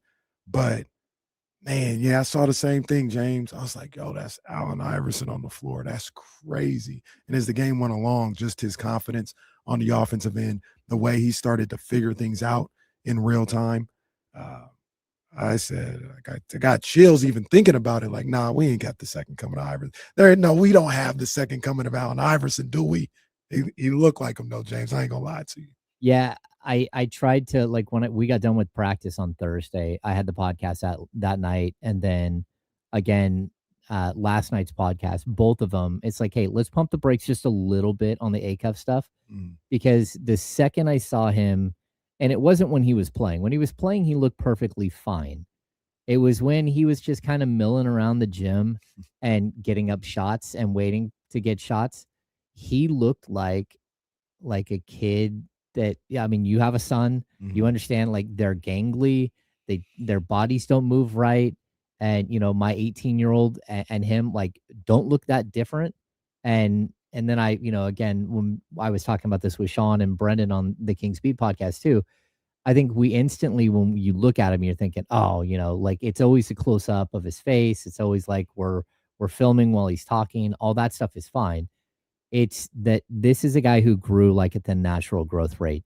He's not the dude that was in 6th grade shaving his face. We all went to school with that guy. There's like 2 or 3 of them that were, all of a sudden they're 6 foot tall. And like, for me, I was still like 4'10". And I'm like, what exactly is happening? I was the fastest kid in school until a man showed up. And, that's what the big difference between him and like Tyreek Evans. When Tyreek Evans came into the league as a 19-year-old, Tyreek had been driving a car since he was 8. I mean, the dude, like, again, shaving his mustache, when he was in middle school. But when I see Darius, I'm like, oh man, he's a kid, and that's okay. He's just going to take time to get acclimated and to get bigger and stronger. And even you look at Sharp's 4 years older, almost 5 years, whatever it is, 4 years older, and he's a grown man. That transformation between like 18 and 22, 23, a lot of times is substantial. And I'm not saying that he's super small or anything. I'm just saying he's going to look a lot different in 2 years. And that's just confidence and everything else. Yeah. Crowd was behind him. That introduction on Saturday was pretty. That introduction on Saturday was pretty massive, and the crowd was actually into everything, James. I mean, a fantastic end both nights, really, but a fantastic end on Saturday night that saw the combination of Darius Acuff and Nick Clifford make sure that the Sacramento Kings bring a win home. And the reaction to that Golden One Center was just like, yo, we are just looking for something to cheer about, and this group of young basketball players might be it. Yeah, I know Sharp was like overwhelmed. He was like, that crowd, he's like, that's crazy. Like, we're in summer league. He's like, I did not expect that. You hear it, but then you get here and you're like, man, they are all over us. They're like, cheering and everything that's going on. It's a production, and it's really tough when you're coming into the league if you don't get that like every single thing is mapped out during an NBA game. Like, there are like 4 songs built into every single timeout just for inside the stadium. And if you're not listening for it, and so when you're part of it, but all of a sudden you're sitting on a bench or, you're part of the functioning, what's happening, I think it's overwhelming because it's a lot different than college. Yeah, there's a bunch of screaming college kids over here doing their thing, jumping up and down and all that stuff. But the rest of the production of an NBA game is crazy. So yeah, this is good. It's good that they're getting this out of the way right now, that they're kind of getting a feel and also feeling the love from the fans. Are you surprised that they're playing tonight? Well, Emmanuel Sharp isn't playing, and obviously I was scared, man. But they're saying Nick Clifford and Darius Acuff Jr. are playing tonight. I kind of figured they played a lot of minutes on Saturday, close game all the way down to the end. I hope they wouldn't, but I was like, they're probably not going to play on Sunday. They didn't, and then I thought they'd be done. They weren't going to play tonight, but Acuff is playing tonight. Nick Clifford is playing tonight. Are you a little surprised by that? No, I think the biggest issue is, and I don't know why they did this, but why they had a game on the 4th of July doesn't make any sense, because it used to be it was on the 3rd, the 5th, and the 6th. Yeah. And even before that, I looked, one of the first ones, because my son has one of the posters on the wall. It was the 1st, 2nd, and 3rd, which is crazy because you just went through the draft and free agency's happening and everything's chaotic. But if you do the 3rd, the 5th, and the 6th, it allows you to play the first game, take a day off, and then play the back-to-back. You can't expect these guys to go out there and play back to back to back, especially when they haven't played for months. Like they've gone around and done their, played in pickup games and stuff like that. But a player like Acuff, man, they bubble wrapped him as soon as the season's over. Like, man, you're going to do the combine. We're going to work on your shooting, but you are not getting hit. You're not blowing out a knee. You're not tearing a hamstring, nothing until after you start with the team. And so to get them and go, okay, we've got a training camp, and the guys rolled in on Monday and we did the press conference for them on Monday. By Saturday, they're actually playing games. On Thursday, they had a full-fledged practice. Same thing on Friday. Like there's no time to ramp up. Yeah. So that's where I think it was more about the scheduling of the tournament than it was wanting to hold these guys out a game. And I'm here for it because I did not want to. When you really step back, you're like, oh yeah, you don't want Darius Acuff at 19 years old going, 3 days in a row playing 30 minutes a game. But you also, when you have him in a game, you want him playing 28 to 30 minutes a game. You want him feeling everything that's going on. And, like for as bad as he was shooting the ball, he turned the ball over one time and he had the big assist at the end of the game and showed the unselfishness. So like these are things that you're looking for where, again, like Darren Peterson shot the ball way better, but he turned the ball over 8 times. So what are you looking for? And I thought the way that Acuff, like, again, managed the way that he was being defended, and he was getting hammered. Like there were plays where he actually got vocal and you're like, whoa, like, because he got hit like 3 times going to the rack and he made the basket, but he's like, what is going on here? But they were just, that was their goal, was to rough him up. And I thought they did a really good job. And if I'm the Kings, I think their goal was to rough a couple of players up. Yeah, I think so too. But if they I'm was the treating Kings, Dylan Cardwell like he was Shaquille O'Neal in the playoffs. Like, what are you doing? Dylan I was want that fighting with back. Acuff, Dylan though. was wild. Dylan started while he laid somebody out in the fourth Yeah. quarter. Yeah, as long as Acuff isn't like he doesn't break a thumb or a finger or something, then I'm fine with teams being rough with him because that's what he's going to face. Like, go ahead and get him ready for what's going to happen next. That's what Dylan's going to face too. He needs to make his free throws. Yeah. They kept sending him to the foul line, and he kept rewarding them fouling him. Man. Yeah. Got to get over there, man. I think one guy that really caught people's attention, Hammer, was Emmanuel Sharp. I enjoyed the hell out of Emmanuel Sharp this weekend. 21 threes over the course of the 2 games. Don't feel like he forced any, like they were there for him, but I really, really enjoyed watching him play for Sacramento. Yeah, me too. I think he's got to clean up the fall away 3 because there was way too many off balance 3s. That's why they're not going in. Like on occasion it goes in, but you're just like reducing your percentage every time you do that.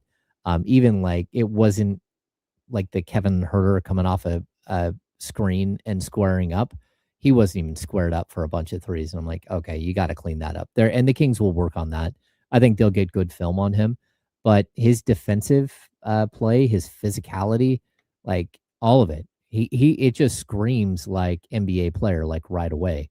And it's really weird because, someone commented, I can't remember if it was in the chat or if it was, on Twitter or something, that this is exactly who Devin Carter was supposed to be. And it was like, oh yeah, that's kind of accurate because it's functional, where a lot of what Devin Carter did was not functional. It's like, okay, you can jump high, but you don't really use it for the right things. Okay, you've got a long wingspan, but you're not really using it the right way. And then you watch Sharp and you're like, man, he's physical. And not only that, but like he's been able to strip, have a couple of strip steals on shots, and just like super impressed. I think he has 2 blocks in the game, and I think both of them are realistically, they're more steals than they were blocks, but still super impressive how just composed and, professional, like mature he looks. But then again, he is 23 years old or 22, whatever it is. And, he played a lot of college basketball. He played a lot of college basketball with a heck of a coach too, who instilled a certain with culture. Caravan. And that's I was about to say. Yeah. That's what I'm interested to see with Alex Caravan. Do you think that he'll play in Vegas? It seemed like the ankle roll was a little tough. They said they were going to reevaluate it, I guess, later this week. But do you think we'll see him at all in Summer League, Alex Caravan? I don't know. It's really going to depend on how quickly he heals, because what you don't want to do is if you got to sit him another week and he misses, Summer League, a big deal because it's the day after Summer League where the real work starts, where you're going to have him in the gym getting ready for the regular season. And it's crazy because my guy Brendan pointed out, like, Caravan never missed a game in college at all. And here he is missing his first week of the Summer League with an ankle injury. Mhm. And we saw it. That was the other thing. We were at practice when he actually got hurt and limped off the court. It was like, oh, that's a bummer. Probably going to miss him for Summer League and California Classic. But anytime you got to do an MRI, if they're going to say they're going to reevaluate in a week, that means it's a grade 1. It was just like he, flipped it over a little bit, nothing major. And so that's a good thing. James Ham with us here on ESPN 1320, talking about Vegas. Do we know if we'll see Max yet? There's going to be a point where he might show up, and they just don't know. He's playing in That's a how I tournament. feel every day. Yeah. I might show up. I don't know. He's playing for the French national team. Right. And so, that's something that we put out there like last week, that he was going to miss the California Classic. They told me that at that point that there's a good chance he's going to show up. They just don't know if it'll be the second or third game. And then if you get to a certain point, maybe you put him in, maybe you don't. The one good thing is he's in great shape. He's been in Sacramento working out nonstop. And then when he went to, France, he's actually playing. And he actually had some really nice numbers in France too.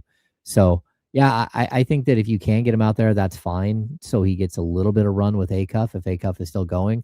But if they've already shut Acuff down, then I don't think there's a reason to bring in Max. And I also think at that point, we could see them pull the plug on Nick Clifford and Dylan Cardwell. There's no reason for those guys to play the entire Summer League unless you get the whole group together, or unless they're going for a Summer League championship, which, of course, the Kings covet. Summer League. Yes. We're a historical franchise on these We are. Summer League Yeah, and tournaments. people are asking in the chat, yes, Emmanuel Sharp did get a full-fledged standard contract, and yes, they most likely use his second round exception to do that. So that's a new thing the last couple of years, where you can sign a guy to a 3 or 4 year deal using a second round exception, as opposed to a league minimum deal, which has a maximum of 2 seasons. And if you sign a guy to a maximum of 2 seasons, then he can leave afterwards because you have early bird rights, but you don't have bird rights. If he has a 3-year contract, then you can extend and you have full Larry Bird rights and all that stuff. James, was there anybody else outside of the draft picks that stood out in either one of these 2 games? Magbo, a lot of people like what they saw from him. The other Sharp, I like what I saw from him out there. So was there anybody that kind of stood out to you? Yeah, the one kid who hit the big 3, I thought that was super impressive. He had a much better game. I'm trying to remember. I'll have his name in 2 seconds. Markel Sutton. I thought he played well. I liked his game. And he's actually, he played okay in the first game, but then in the second game, I thought he really had a nice, aggressive game. I like watching Jamarian Sharp play because he's 7'5" and it's crazy. Yeah. But dude, learn how to set a screen. Like, I know you're skinny, but it doesn't mean you can't get a little bit wide and try to set a screen. And that's where it was like, you're never going to get a good roll if you don't, you're not going to get a wide open dunk if you don't set the screen. And so that's one thing he's got to work on. I also, who's the other guy that's on a 2-way?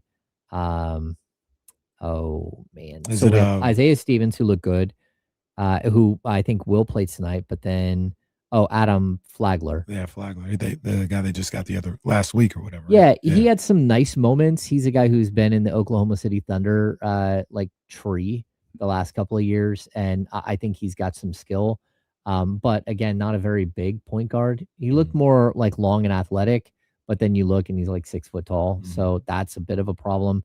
And then the other guy that I thought, Howen Guo, the CBA, the Chinese Basketball Association player, he was really, really smooth and had some great passes, but then he can't defend anybody. He doesn't know the rules. 6 fouls. Yeah. 7, Well, 8. I think he had 4 fouls, but in like 3 minutes or something. And they're like, okay, what are we doing here? He was fouling everyone. He was, but he's a 6'8" guard, and he's actually really smooth. He's got great court vision and stuff. So I liked him. And then the other one was Victor Lakin. I think that's his name. The tall 6'11" like Russian kid. Just like skilled. I don't think he's gonna make it, but just like a skilled big man, that was kind of fun to watch. It always amazes me, like every year, every summer, watching summer league basketball, and these guys that come out here and play. Trust me, man, these guys are really, really good at basketball. Like really, really skilled, really, really good basketball players, and they are so far away from the NBA players. Yes. Like they are so far away from what you see in the NBA, and these guys are good. Like that's not to disrespect them at all. Like they'll go anywhere outside of an NBA arena and just go crazy on you, and they are so far away from how good NBA players are. It's striking, like from tip off on these summer league games. It's like, oh, this isn't the NBA. It's crazy to see. Well, that, and there are times where you have your Darius Acuffs and stuff like that, and you look and the other team's starting to put in the back end of their bench, and you're like, nope, kid, come over here. We're not doing this. You are not getting clubbed. Yeah. We're not getting you injured, because some of these guys, they're just trying too hard and they don't have the skill level that they need to do what they're trying to do. So you see a bunch of injuries, especially late in summer league, and even at the California Classic, you can see it late in games because these guys just really have no business being out there. They're just not to the level. And that little bit that they're off, and then you mix that with how hard they're trying to try to make it, it makes it dangerous. And players get flipped on their heads and get hit really, really hard, where you're like, oh, come on now. Yeah. And that's just kind of the game. You think these guys have, some of them, have a good chance to play with Stockton? Stockton always kind of does some interesting things with their rosters. So I'm curious to see if some of these guys can get some run over there. Yeah, I think that there's a good chance of that, especially like Markel Sutton. I don't know what his draft rights are and all that stuff when it comes to the G League. A guy like Sharp, like Jamarian Sharp, he's already part of the G League, and somebody owns his rights, and he was a defensive player of the year last year, had 3.8 blocks per game. Go out and watch his block tape. It's absolutely hilarious. It's also a little foolish. Like, he swats at least like 30 balls into the stands. You're like, man, that doesn't help anybody. Like, I know it's fun and all that stuff. We get it. You're taller than overrated everybody. stat. Yeah. Unless you're going to grab it. It's an overrated stat, but also he's 7'5". Like, if you're not going to block shots, then what exactly are you doing out there? So, but the problem is that he doesn't have an offensive game, and he's not a good rebounder.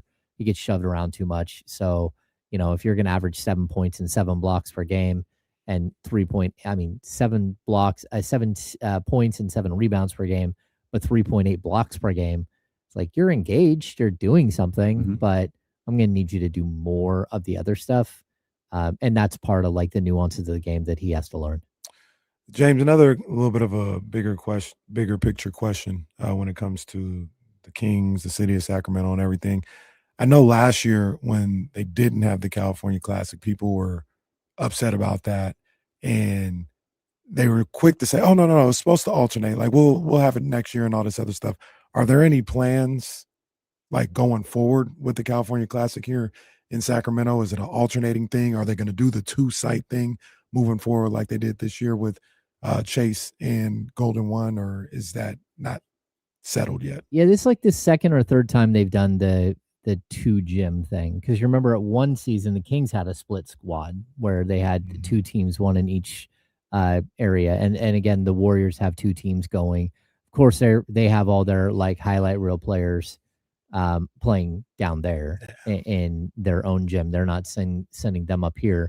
But I think it's a great event. I think it's a great summer event. I know there's all of a sudden a lot of people who are complaining because all these star level young players are going to make their debuts in Las Vegas. And I would just say this, like, does it really matter? Because you can, like, it's not like every single summer league game in Vegas is sold out. Like the Cox Center is like super small and that gym fills up. but the big gym is always half empty. It's like they want to act like, Vegas has some hold on Summer League. Realistically, they don't. And these games are televised, so it doesn't matter. Like, yeah, is the NBA putting more into Las Vegas? Sure.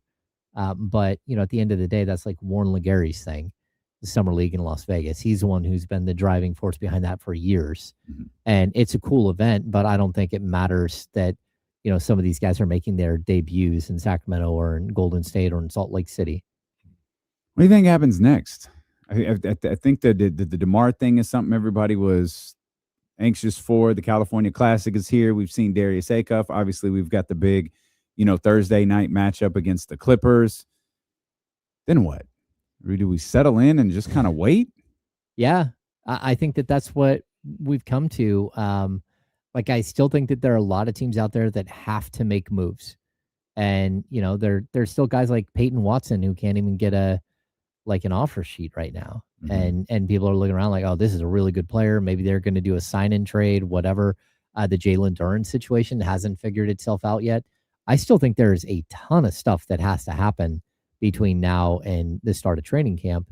And that's not just the Kings. I think the Kings have a lot of things that need to happen. But I also look around the league. I mean, Denver is a team that's in cap hell. Their cap situation is 10 times worse than the Kings situation. And they're looking for teams to give away a Cam Johnson or a Christian Brown. And they haven't been able to find takers. And that's because there is no slush fund team out there that's willing to take on all your bad contracts this year. And again, it's because of the aprons. But I think once we get past all of that type of maneuvering, it's going to be straight up, okay, these 8 players are going to find new teams. How are we going to move those guys around the league? And it's not going to be a 1-team deal or a 2-team deal. It's going to be a 3 or a 4-team deal that we start getting more of these teams involved, try to rebalance and reset their rosters. And hopefully the Kings can get in on some of that. James, you didn't hear my prediction. Well, I don't know if you did or not, but I made the prediction. Not whiteboard worthy. I'm not going there with it, but I think Jonathan Kuminga ends up a King. I think his market has fallen back far enough to once they get an opportunity to have that full mid-level, that they'll use some of that if they can on Jonathan Kuminga. And it'll be a reasonable, maybe 2-year deal or something like that. That's possible. I do know that, first and foremost, I don't know where he would play. So as of right now, I mean, again, if you haven't traded Domas, then you have Domas, you have Max, you have Dylan, you have Precious at the 4 and 5. You also have Keegan Murray, who started at the 4 the last 2 years for you, maybe 3 years, whatever it is. On top of that, then at the 3, you've got Keegan Murray, you've got DeAndre Hunter, and you've got Alex Caravan. And also Neek Clifford can play there as well. Then the 2, you've got Zach, you've got Neek, you've got Sharp, you've got Malik Monk. They don't really have a backup 1, but those guys are all going to play the backup 1. It looks like as of right now. So I don't know how you would fit Kuminga in as of right now, unless you're going to move off of, again, a DeAndre Hunter. And I don't think they're going to. So I think in theory, going and signing a guy like that.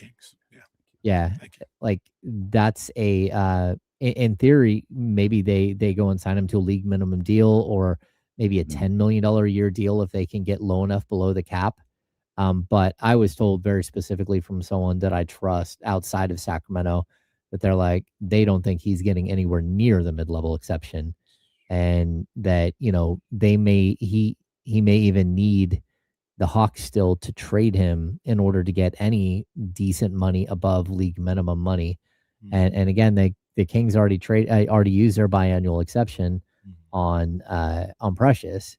So how are you going to get money for him? And you're not going to pay the luxury tax to get Jonathan Kuminga on your roster. And every year that this goes on, he just gets a year older, and a year get tough. You're never getting it back. No. He's a year closer to, he's just not that. He's just not a thing. Yeah. You let it go now. You remember when everyone thought I was crazy when I said he's Really? closer to out of the league than he is to getting him the money that he wants, or being a starter in Golden State? And people thought I was crazy. Like, know your But role, save your life. He shouldn't be in that position though.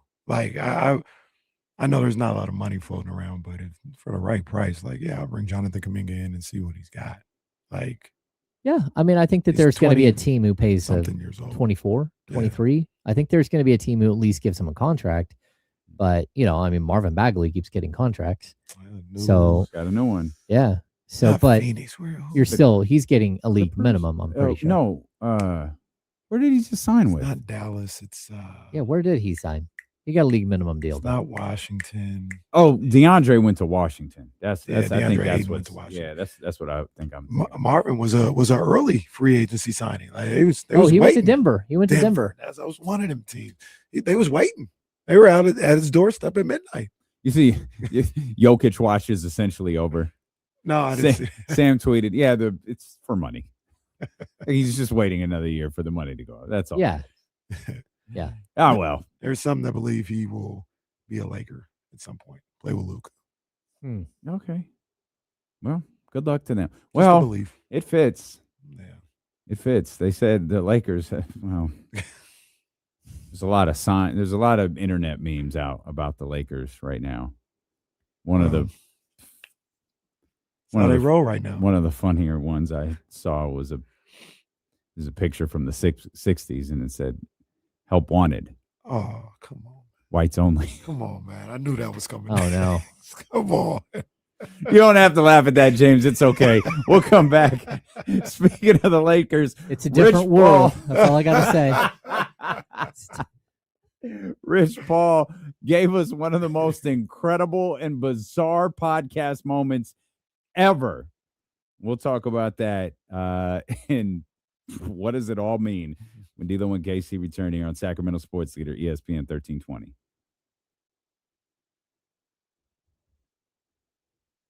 All right. All right. Man, the Tobias Harris to the Spurs move is nice.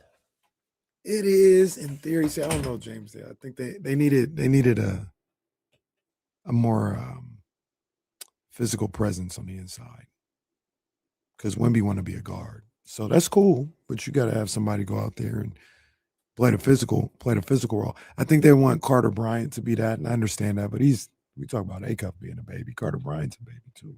Yeah. So it's so tough because if you have, like we have boys, and you see that, like, even like my oldest was almost 6 foot tall going into high school. And I mean, he's a big dude. He's 6'1", like 180 pounds now. But my youngest is 18, and he didn't grow until between his junior and senior year. And all of a sudden, he hit 5'9". He's still growing, right. but he's still like 140 pounds and like a skinny thing. And you look at Acuff, it looks like he's bulked up for sure. Right. But his legs, he ain't done nothing yet. I went. I was on the baseline when they were doing the warm ups, and I was just like, "Damn, this kid is not very big at all." Especially like when Acuff. he's just walking, he just kind of flops. Yeah. You know what I mean? It's just kind of I was like, he looked like a he's little hit a guy. wall. That's what he looks Yeah. like. You're like, I said he looked like a little guy, man. and that's okay. That's what Fox looked like too. And actually, Fox was 17 pounds lighter. Mm. So I mean, Fox looked like that type of little dude. But yeah, I think people need to make sure that they understand that we're talking about a true 19-year-old and not a LeBron James was 6'8", 235 when he was 16 or 15, and you're like, that was a grown ass man. That's just not what Acuff is, and that's good. Man, boy can play though. He'll get bigger. He'll get stronger. He can hoop. All right. See you guys out there.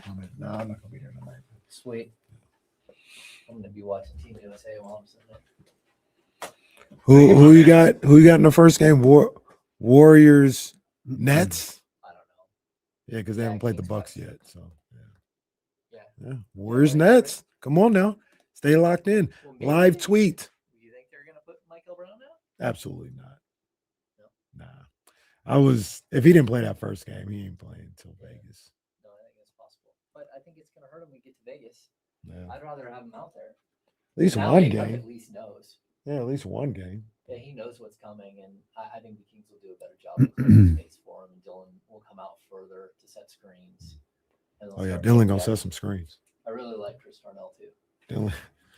Yeah, he's got a good presence to him. A couple of times I was like, somebody get Dylan. He's kind of getting a little out of control. Dylan was a little too fired up. Gillette says Brown's playing tonight. Oh, really? Yeah. Oh, wow. Said Brown is playing. I'm surprised by that. Wow. I don't know. I can't keep up with these people anymore. I don't know what they're doing. He's ducking. And who do the Kings? I got it right here in front of me. They play on that Thursday. Oh yeah, it's Wagler. Yeah, LA. Wagler.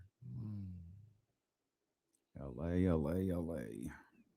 Also, an hour later, I'm changing my answer. Neymar's not an all-time great. Whoa. What Why? The hell have you been in there thinking about? What the hell's going on here? I've been having this conversation with others.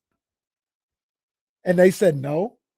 Well, they brought up a good point. Like after Barcelona, like he didn't really do much. Like it was just kind of potential. Like he was great, but like it never amounted to anything. If he's an all-time great, like it's because he's one of the highest scorers in Brazil history, if not the highest. But again, like there's a lot of wasted talent there. Like it was Wow. there, but he never won anything. Again, like there's the Olympic gold for Brazil, but for Yeah, Brazil, show you're some supposed to win respect. World Cups and stuff. Show some respect for the Olympic gold. I mean, I don't know enough to combat that. It's just shocking. No, I wanted to say he was, but like, yeah, after deliberation, he's not. Who's the NBA version of Neymar Jr.? Uh-oh. Just thought about something. I don't think I like it. Nah, it's not him. It's not. I'll say it because it's not him. It's not Allen Iverson, is it? Maybe it. No. Well, Allen Iverson's an all-time great, though, right? Yeah, but he Yeah. never won anything. Like, literally. I mean, he was the MVP, went to the finals, and that's it. It's not. No, it's you're not. thinking too. No, I you're thinking, don't, no, I can't. I don't like It's that, not. bro. It's not Allen Iverson. It's not. I don't know if I have one for Neymar though. Like, who's an all-time great talent that? Because like Neymar partied and stuff. Like he just never really did the things he was. He was supposed to. famous. He was super famous. Yeah, he super like that kind of took over. Like he just Hmm. never really did the things I guess he was supposed to. I guess for all the talent that he had. Oh, wait a minute. I don't like this either, Polo. He said it's Carmelo Anthony. Might be. Oh, man. I don't like the way they talking about Carmelo.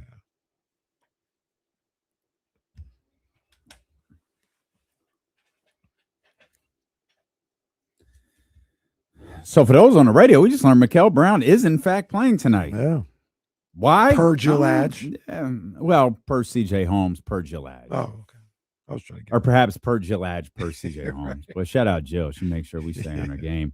Yeah, Mikael set to play tonight at the Golden West. I guess he was just ducking Darius boy. Acuff. Here we go. Lonzo Ball 2.0.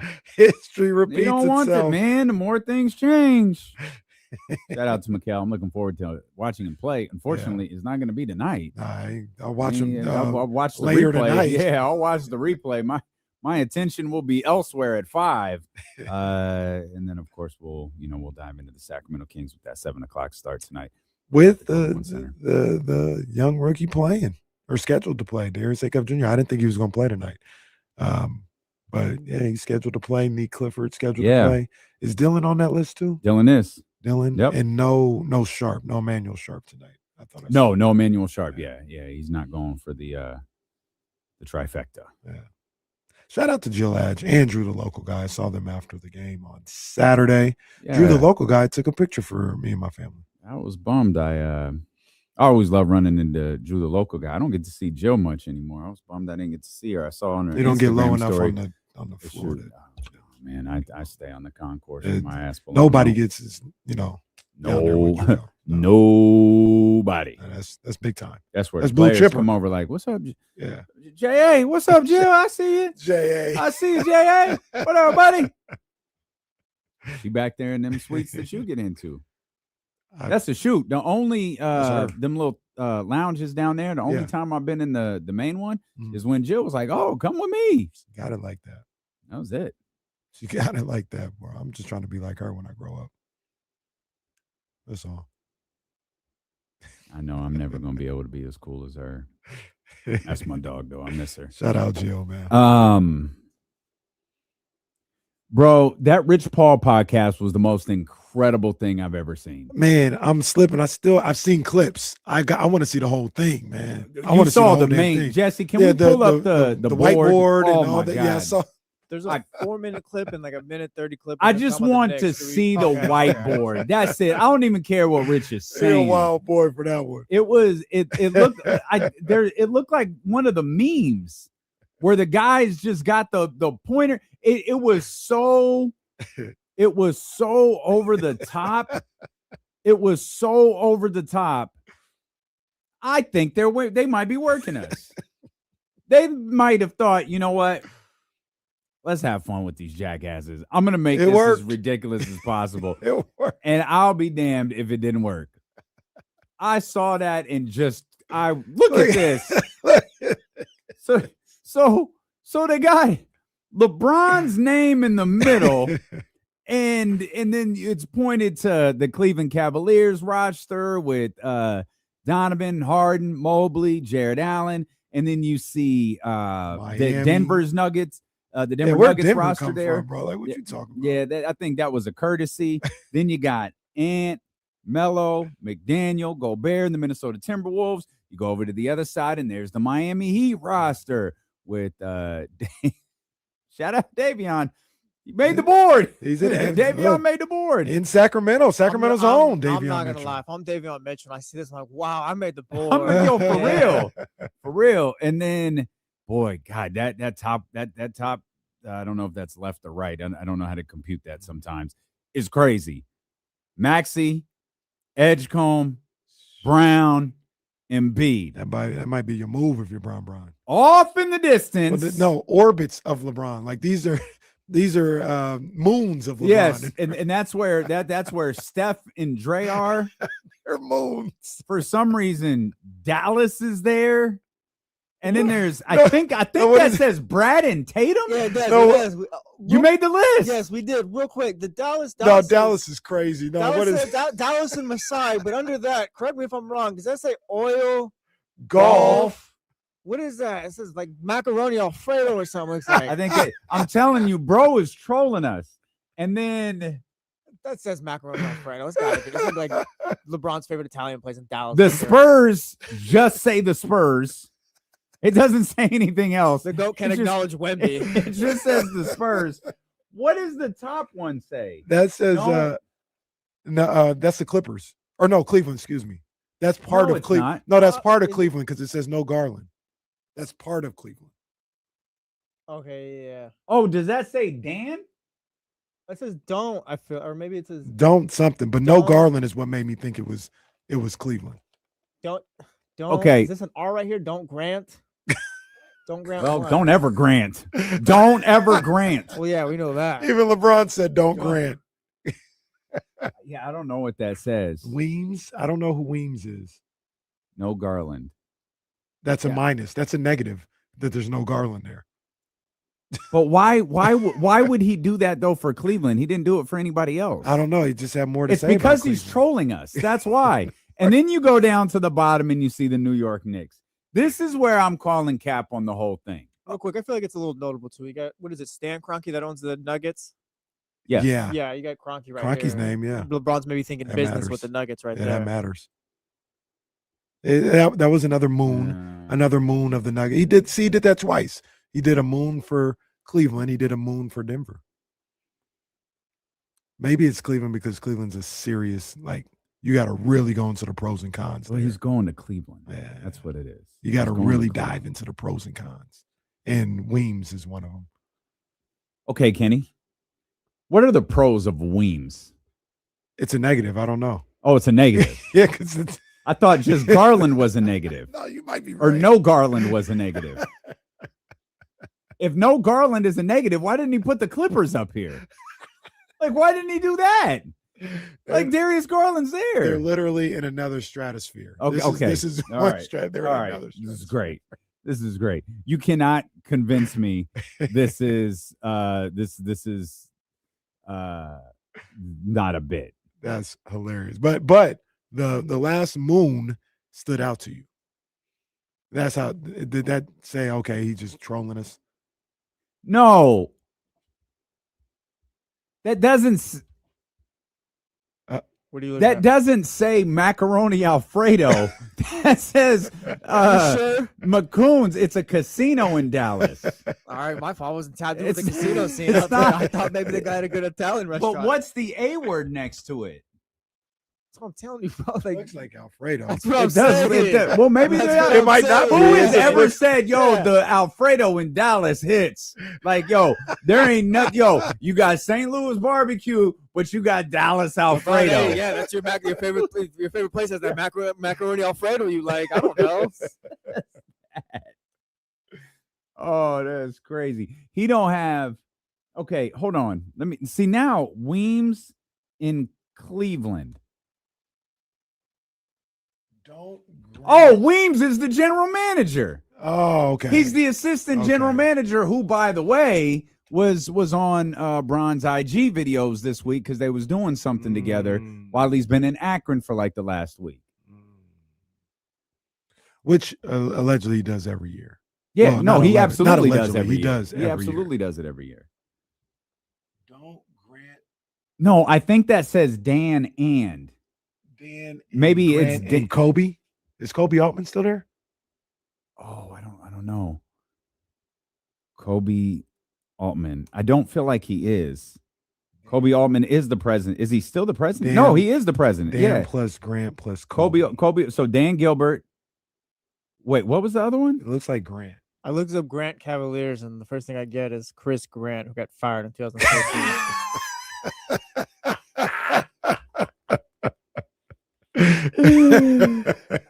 Kobe Altman been there a while now. though, Yeah, he's a hasn't he? long time front office executive. Yeah, I mean, he was Don't there when they grant won. Kobe power when I signed there.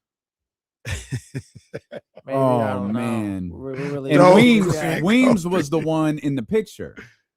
And The you said he was picture, on his yeah. So no, they were together this past yeah, week, on his but he's the one in the picture that was circulating from LeBron in high school. Oh, I thought he was in Philly. Who? The white guy? No, okay, so that's someone else. Okay. That's I didn't see the other picture there. That's the team. That's the that's the picture with the people from different schools. Got you. Yeah. No, This is great. Now shout out This to, is shout out great to, theater Rich from Rich Paul, Paul. man. This is absolutely. This is Argentina, Cape Verde we type just theater from Rich we Paul. just have to figure out what that word is next to what we thought said macaroni. That's the only thing we have to do. Ferrari? No. Yeah, I don't know, bro. I mean, maybe there's a guy named Alfred that works at that casino. Now it could be that. Oh, Maybe okay. Alfred's like the GM potentially, or like some high up guy. This is the most insane thing I've ever seen an agent in a professional sport do. That's hilarious. Okay. Alf. Albiacani? Alf. I swear to God, it says Africa. Don't laugh. Oh Yes, no, it I think does. it does because of It does. Masai. It says Africa. Masai. I remember actually, well, not reading about it, but somebody said no, the Africa's for It Masai. it doesn't say Cooper Flag. It says oil, is hella funny. golf, the name of a casino in Africa. That just means there's a big bag waiting for LeBron in Dallas if he goes. Oil is hella funny, man. Isn't Jerry Jones? Isn't Jerry Jones an oil guy? Yeah. Well, you know what Jesse, what did he find to make one of his, fortunes? No, what? Dame, what did he find? A gusher. Want to, but I can't say it. He found a gusher. What's the problem? And where was it? It's what a glory what? Oh, I don't know. No, That's don't do that. Don't do that. You gotta say that's no. Yeah, different. you can't halfway this. That's different. you Stop, can't man. halfway. Stop, It's a man. glory That's hole. different. We're talking sports and oil. A glory hole. A glory hole. Now you're celebrating it. Like, give me a break. Like that's Yeah. a red card. Like, Just what threw you his shoulder doing? pads into the stands. Yeah, man. Calm down, Antonio Brown. Goodness gracious. We are strictly talking oil. Strictly talking oil gushers. Oh man, but no, this whiteboard crazy. But no, the final one, that's the one that made you think it's a work. Well, no. Now that I realize that says Africa, oil, and golf, I think this whole thing is a work. I actually thought this when I first came across the video. There's no way he did this. Why not? Because this is absurd. But if You're an agent, arguably one of the most powerful ones in the entire league. That's it. And you go on your podcast with Max effing Kellerman to do this? What are the teams gonna do? Oh, we're out on LeBron. No, they're like, not. No. I feel like he is powerful enough where, like, I guess for the pod and content, like he can kind of do this. Yeah, I think LeBron and Rich love this. I think Rich really loves this. I think LeBron loves this. I do think LeBron has not.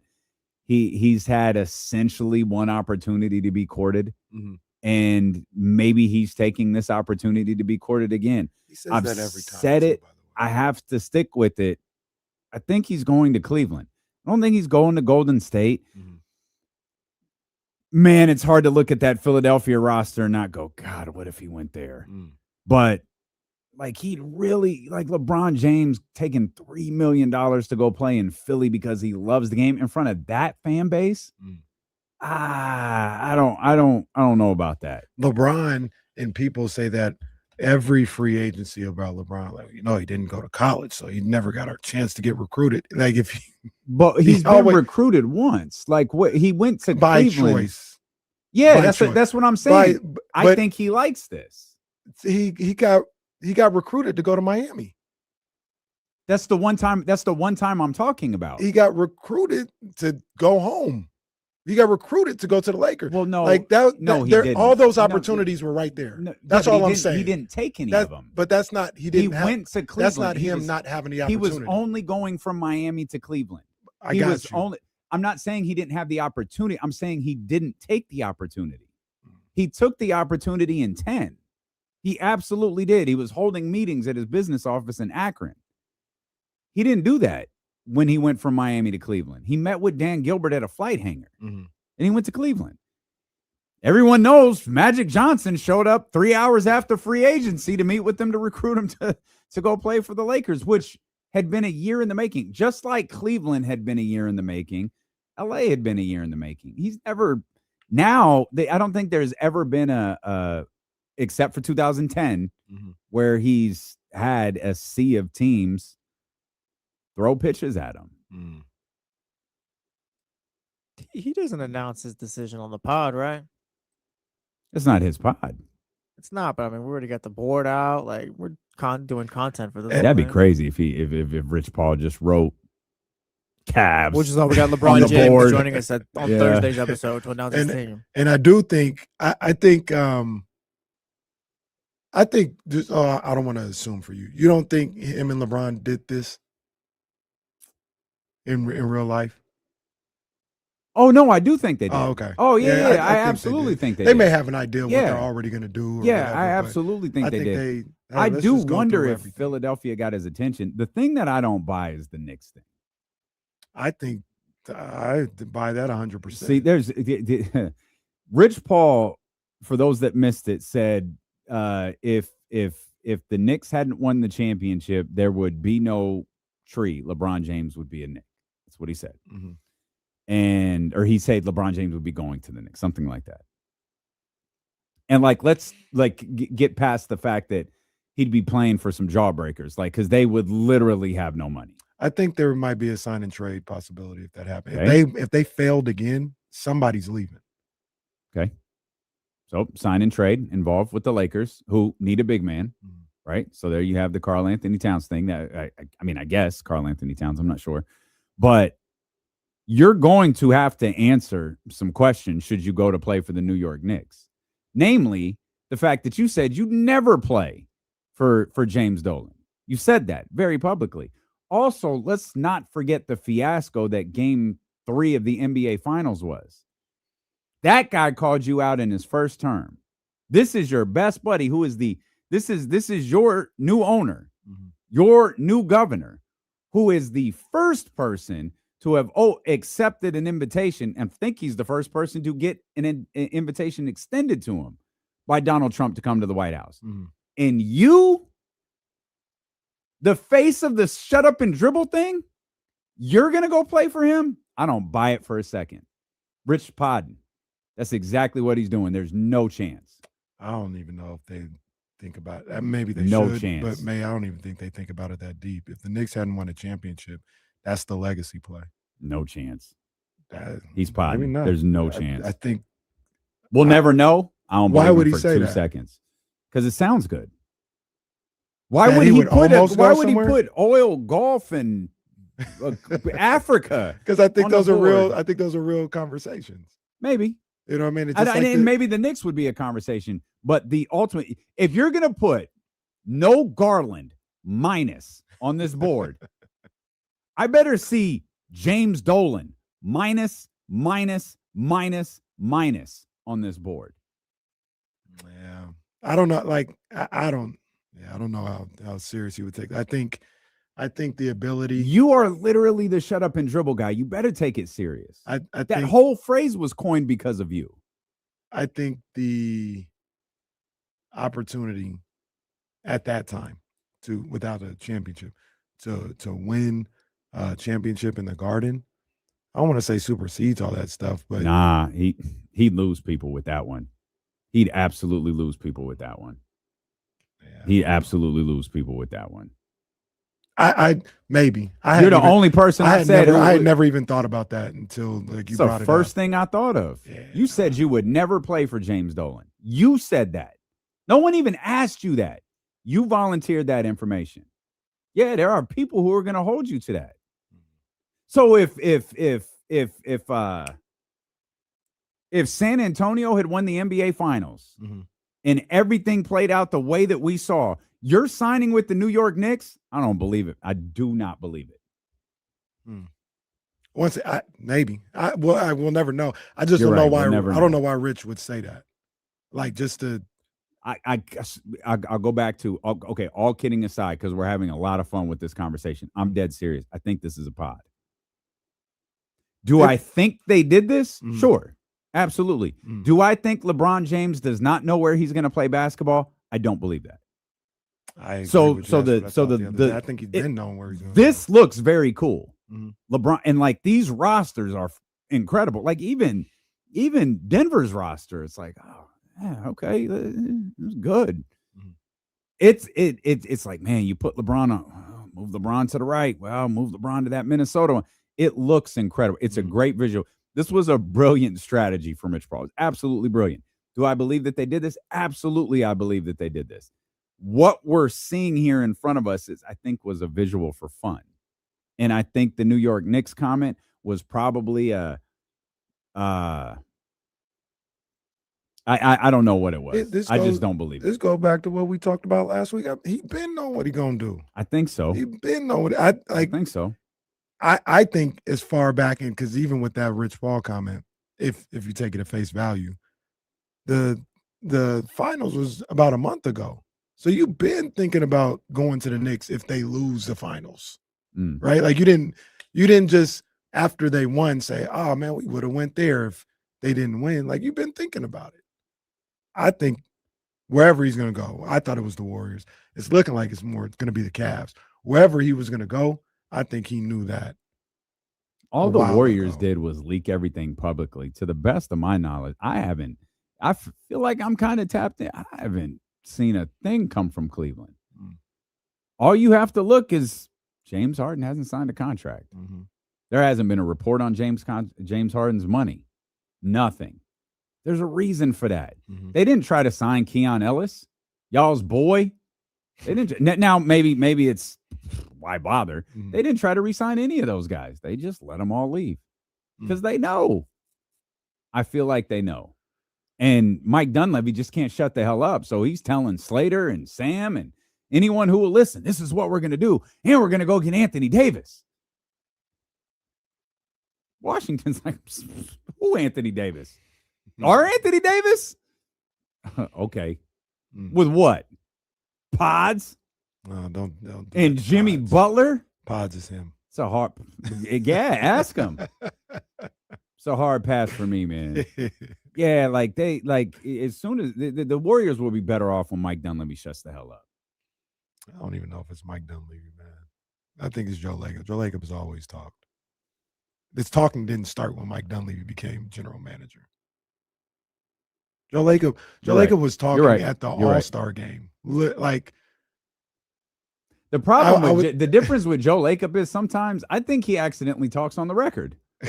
It's just attributed to Joe Lacob. Real talk. It's all good. Real talk. I was with somebody at the All-Star game in the Bay Area, and we going through the All-Star stuff. We're walking around all over the place. Hey, I gotta catch up with you in a second, man. Joe Lacob want to talk to me. Went to go talk to Joe Lacob. Like Joe Lacob been talking. So I'm not saying Mike Dunleavy isn't talking, but might be a tandem thing. That might just be how they get down over there. And they were trying to let people know that, they were in or they wanted LeBron James here. I don't think they're going to get him, though, dog. I'll stand corrected on that. I'll ride this out till I'm wrong. It's Cleveland. That's what it's looking like. I don't think you're going to be wrong. Why do you think it looks like Cleveland? Because you said you'd be shocked if he didn't sign with Golden State. I would be, and I would be shocked. You still would, but it looks like it's going to be Cleveland. I think Wainhorst had said something to the effect of the teams that are involved. Yeah, think it's Cleveland. Yeah. What's funny about Wainhorst sometimes is it's not always what he says; it's what he doesn't say. And sometimes he'll leave something and I go, "Oh, this man's going back to Cleveland." All right. And Wainhorst is so petrified. He's just like, I don't want to. Yeah, that's what he said. I said that the other day. Like, I don't even want to get in. He's like, they're trying to trade for someone. Then they go, who? I'm not telling you because I just don't need this in my life. Poor Brian Wainhorst. We'll come back. We know where LeBron James is going to play is a mystery. Africa. I don't think that's what that meant, but maybe. I don't know. Your guess is as good as mine. I'd also like to know where Domantas Sabonis is going to play. Because if it's Sacramento, let's talk about it. Stilo and KC here on Sacramento's sports leader, ESPN 1320.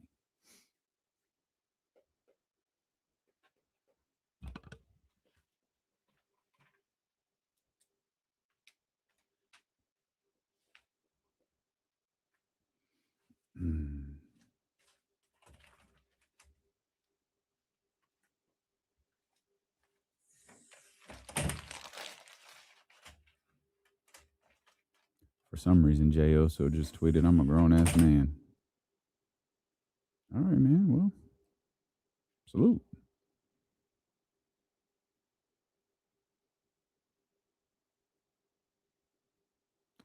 Salute.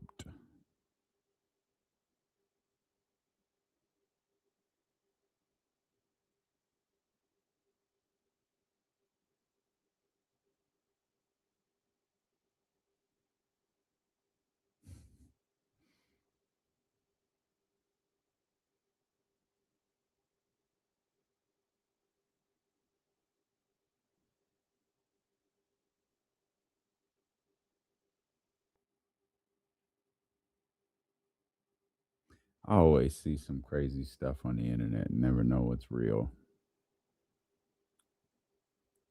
Here's Scottie Pippen and his 23-year-old girlfriend. Goodness gracious, Scottie.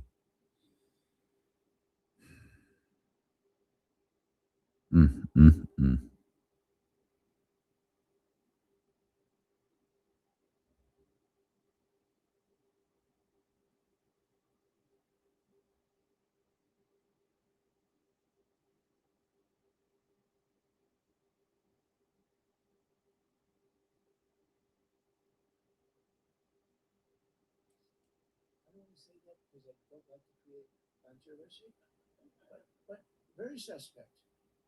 This referee who is a little bit suspect. Why does he talk like that, man? Why does dude talk like that?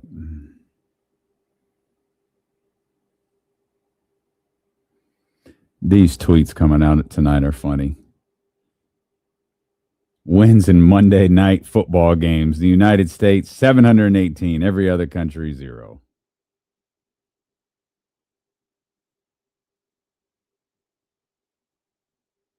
That's funny.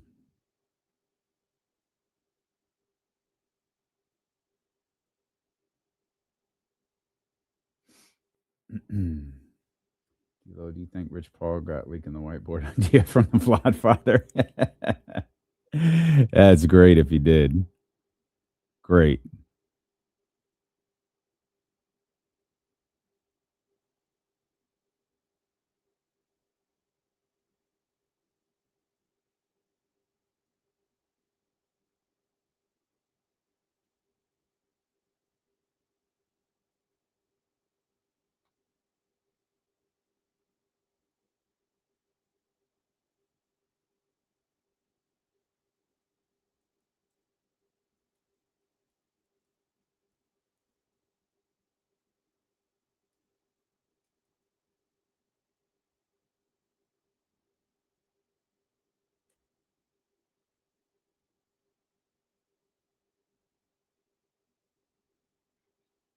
All right. Oh, lazy.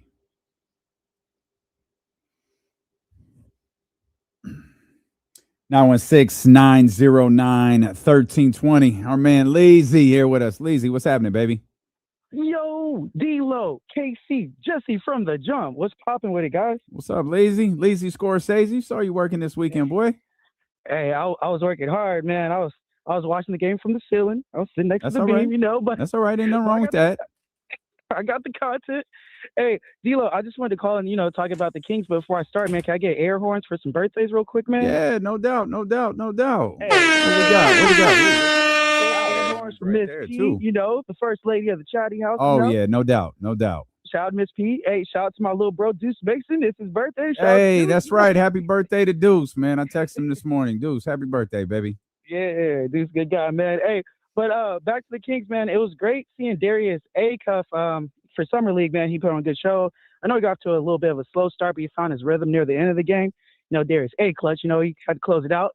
But You're really working that wanted to- nickname, Lazy. You're really working that nickname pretty hard today, huh? I'm trying. Darius I see you. clutch. I see you. Fourth quarter Acuff. He actually lives up to it. Just saying. That was shot. It was. But anyways, guys, my real question why I called is going into next season, how do you guys think Doug's gonna be evaluated? Because I know it's kind of rough right now with the roster. You have a lot of veterans that's kind of up in the air. You got the young kids you want to develop, and my big thing I always talk about is what direction are the Kings going in, and I'm kind of wondering how Scott Perry's going to evaluate Doug with so many moving parts.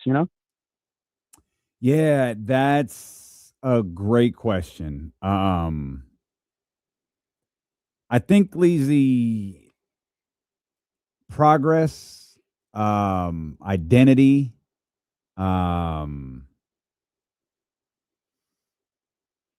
progress and identity. I think will be the two things that Doug is evaluated on most. That'll tie nicely into the Domantas Sabonis conversation when we get there. Mm-hmm. But if we're looking at like heavy minutes on a night to night basis from Neek and Darius, and those two guys, like it's like, all right, what do you want to see from them? And yeah, you do grade differently. You grade wins and losses differently. Unfortunately, you grade the job that your coach is doing, a little bit differently. When you're putting out guys that are a little bit more young and inexperienced. But those are the only two things that I can think of that could, really be a factor, because I'm just kind of resigned to the fact that, the wins may not necessarily be there. It may be about the progress of this team. Yeah, I like the identity one because establishing a way that these guys are going to play, these young guys are going to play, establishing improvement and an identity that your number one pick, Darius Acuff, buys into and starts to play a certain way. I think that'll go a long way in the evaluation for Doug Christie. He's got a point guard now. He's got a head of the snake now. And I feel like this is when you can truly start to look at what he's trying to build, what he wants to build, with this team and give them a fair shot. Last year, just didn't seem like a fair shot with all the uncertainty with the older guys. It just didn't seem like something you could really get a gauge on who Doug Christie is as a coach, because I don't want to say there was people that were working against him, so to speak. I don't think DeMar, Russ, maybe there were people Zach, who weren't working with him. That too, that absolutely. Just thinking of like guys like that are way too veteran and in their ways to kind of adapt to a new style of play. And once again, that's not a knock on them. That's just kind of reality of it. Like, what, DeMar gonna be picking up 94 feet now? Like, no, it's OG in the game, man. He is established with how he gets down on the floor, and that's not a bad thing. It just doesn't necessarily coincide with what Doug was trying to do. So now you got some guys that are maybe a little green to the point that they do buy in and they do learn how to play a certain way in the NBA from Doug Christie. Yeah, and I mean, that's just as important as anything else, is establish how you're trying to play. You talk about guys buying in to what you're trying to establish. Well, you've got to find a way to establish it. And I think one of the biggest things that Doug has going for him is last year, I mean, it was DeMar, right? DeMar was it was Russ, it was Domas to a certain, it was an older group of guys who were kind of the leaders, and they were absolutely leaders in their own right. But like Russ posted that scene from Friday. They say, this was literally me and DeMar before games. Yeah. And it's like, okay, like I get it. Like I completely get it. The difference now is the guy who's leading the charge is 19. The guy who's leading the charge is almost certainly like the face of your franchise for hopefully the next 10 years and beyond. And that's different. That's different than looking to the established players of DeMar DeRozan and Domantas Sabonis and Zach LaVine. It's different when someone who is trying to push the process, so to speak, is also learning the process at the same time, because that means you're going through those growing pains together. Whereas, and I'm not suggesting this happen, I'm just saying, like, DeMar might be a more, come on, man, that's not the way to do it. Or whoever, Russ, same thing. Like, it could be more frustrating for those guys when it's like, okay, I missed this. Come on, y'all, everybody, run it back. We're all running this back. Come on, man, let's do it again. Yeah, it's a different. The flow of leadership is very, very different, I think, in that regard. No, for sure, and hopefully Doug gets this opportunity to, like, a real shot to show what he can do as an NBA coach. Because I've said it a number of different times. I'm going to continue to say it. I just believe in the way he approaches the game of basketball, and teaching that to others can only be a benefit. If he can also have guys, well, number one, if he himself also can implement, strategic ways to go with your mentality of how you approach the game of basketball, but then you also get a coaching staff that can help with that and all this other stuff, that's just going to make him even better. But yeah, I believe in Doug Christie, man, and I want to see him get a fair shake. Yeah, it's a tough job for Doug, for sure, man, and what a potentially very, very different roster he's going to be coaching this year as opposed to the last two. And that leads us to the Domantas Sabonis conversation. Domantas's name has been in trade talks since February, and his name was in trade talks last week. Obviously, I should have brought this up with Hammer. It has gone just deathly silent on the Jalen Duren front, not just from a Sacramento standpoint, but from a Detroit standpoint as well. And it's just quiet, which is probably really bad news for Jalen Duren, the fact that it's this quiet. But I don't know what plan B is for Domantas Sabonis, other than, unlike Zach LaVine, because I feel like it is in everyone's best interest for Zach to be gone. And I'm not quite at by any means necessary, but I'm pretty close. And I don't feel that way about Domas. I feel like you can get Domas. I feel like Domas would be helpful to the roster. I feel like Domas would be helpful for development. I feel like Domas would be helpful for the product. I feel like Domas could help these young guys win basketball games. I don't feel that way about DeMar, or I didn't feel that way about DeMar. I don't feel that way about Zach. I don't really feel that way about any of the other guys, but I do about Domantas Sabonis. I just don't know how everybody kind of turns the corner. Like, you don't want to be here. We don't really want you here, but look, man, there's nothing we could do. Like, you said you don't want to be a hostage. Cool. We tried to trade you. Sorry, man. Put the blindfold on and tie your hands behind your back. You're a hostage. I don't know what to do. Like, I can't trade you. So if you can, I feel like you have to get past that. And if you do, and maybe you can't, but if you do, like, I feel like Domas would help on the floor. That's what I was going to ask. I think he can help on the floor too. But if the indifference is still there, do you think he can still be helpful in that way? I don't think he can be harmful. I don't think he'll hurt the development or anything like that. But if he's just kind of like, and this is what it feels like oh, if I'm here, I'm here. It's whatever. Like, I'm not really invested in what they've got moving forward. I'm just here because I'm a professional. Do you think that could still be helpful to these young guys on the roster? Just him being here. And being a professional. Mm-hmm. Yes. Okay. Yes. And there's no reason to believe he can't be. Mm-hmm. But maybe there also needs to be a conversation, maybe between Domantas Sabonis and Scott. Like, you don't have power here. You're a player, and we like you as a player. You can help this basketball team, but you can't go to somebody and ask them to be terminated or traded or not played. You don't have that strength here. That's not why we brought you here. Right. That's why they brought me here. And so, like, if you representation, Domas, if everybody can get on the same page, I just feel like it'll work. But okay, amend that, delete that, dump. Not necessarily. I feel like that will be productive. Like, I'm not suggesting it's like, oh, now they're a 40+ win team and playing. And no, I'm suggesting, like, you can run an offense, right? And you can have, I think, having a guy, I think he could be the anchor, right? While guys are figuring things out, I think he could be the anchor. Having Max out there, and I know it would be really exciting for people to have this, like, super young team.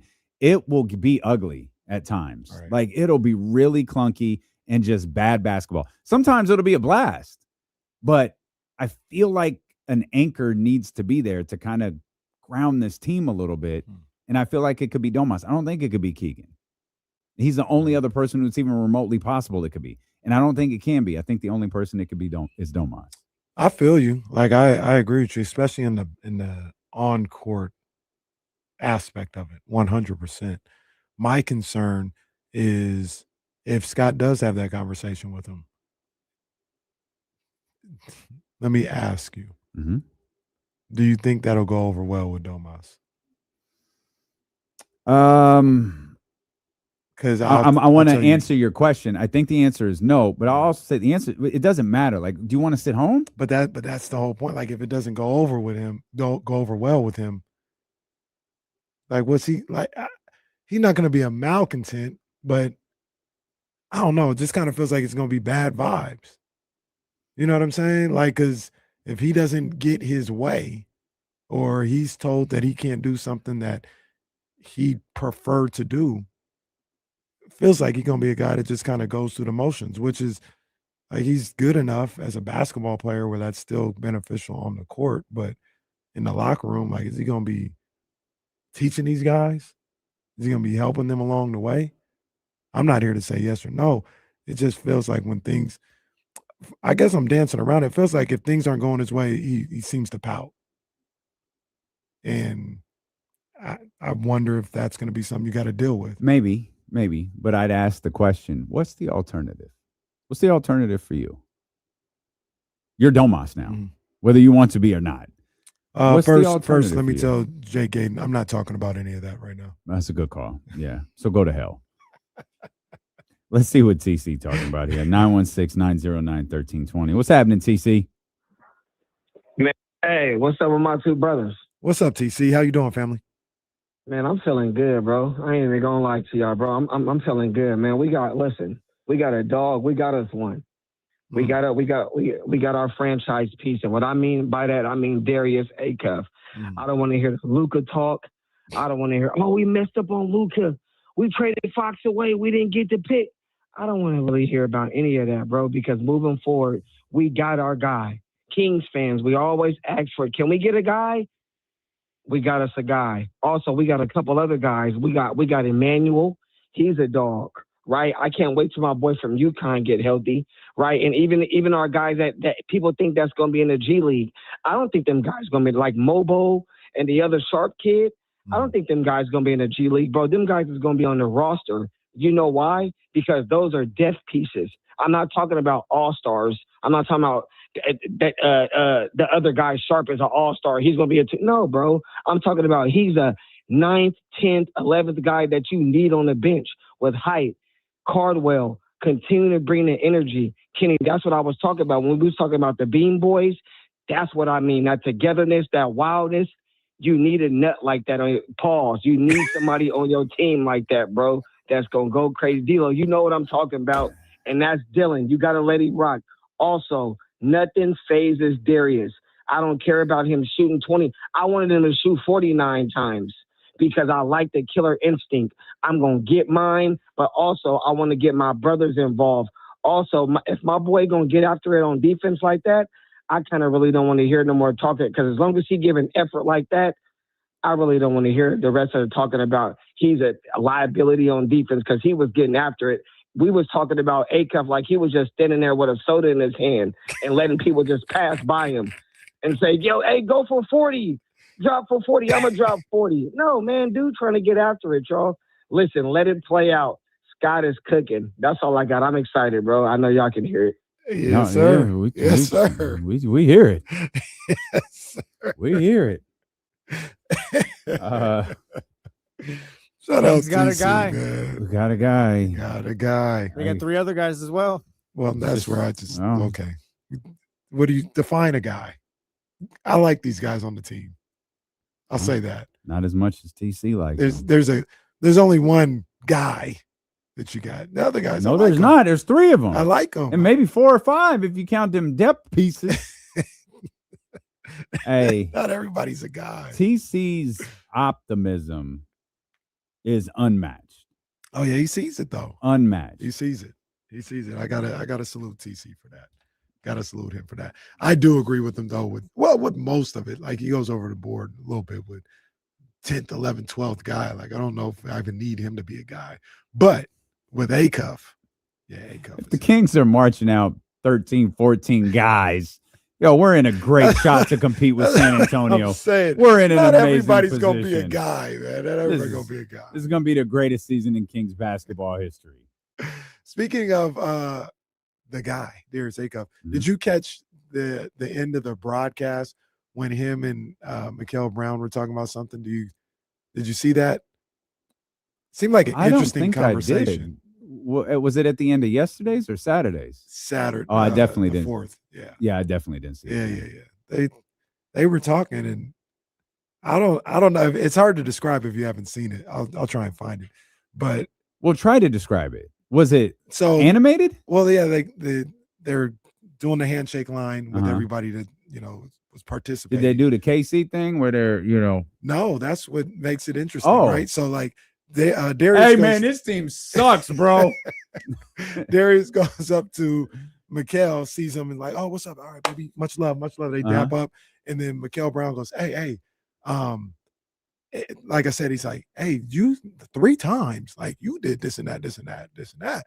And I'm just trying to say, like, no, don't do that 3 times. And then Darius is like, no, I did it once, did it twice. Other time, I don't really know what you're talking about, bro. And Mikael was I like, need to no, see bro, this. like, No, hey, I need I to saw see you 3 this. times, and I'm just saying, don't do that when you're doing that. And then they just kind of, that was it. Mikal. That's kind of it. So like, it could be nothing, but it was just it was an interesting interaction. Okay, I got it. I found it. It was an easy search. Hold on, play. Yeah, three times. No. So I was just trying to figure out if anybody else. It's like 1, 2. No, you're right. Okay. It's not. It didn't. I think the camera goes away before they go. It does. Ways, so it does. They could adapt it up again. Okay. He said something. Okay. Okay. Look, watch me read his lips. Where's Legends?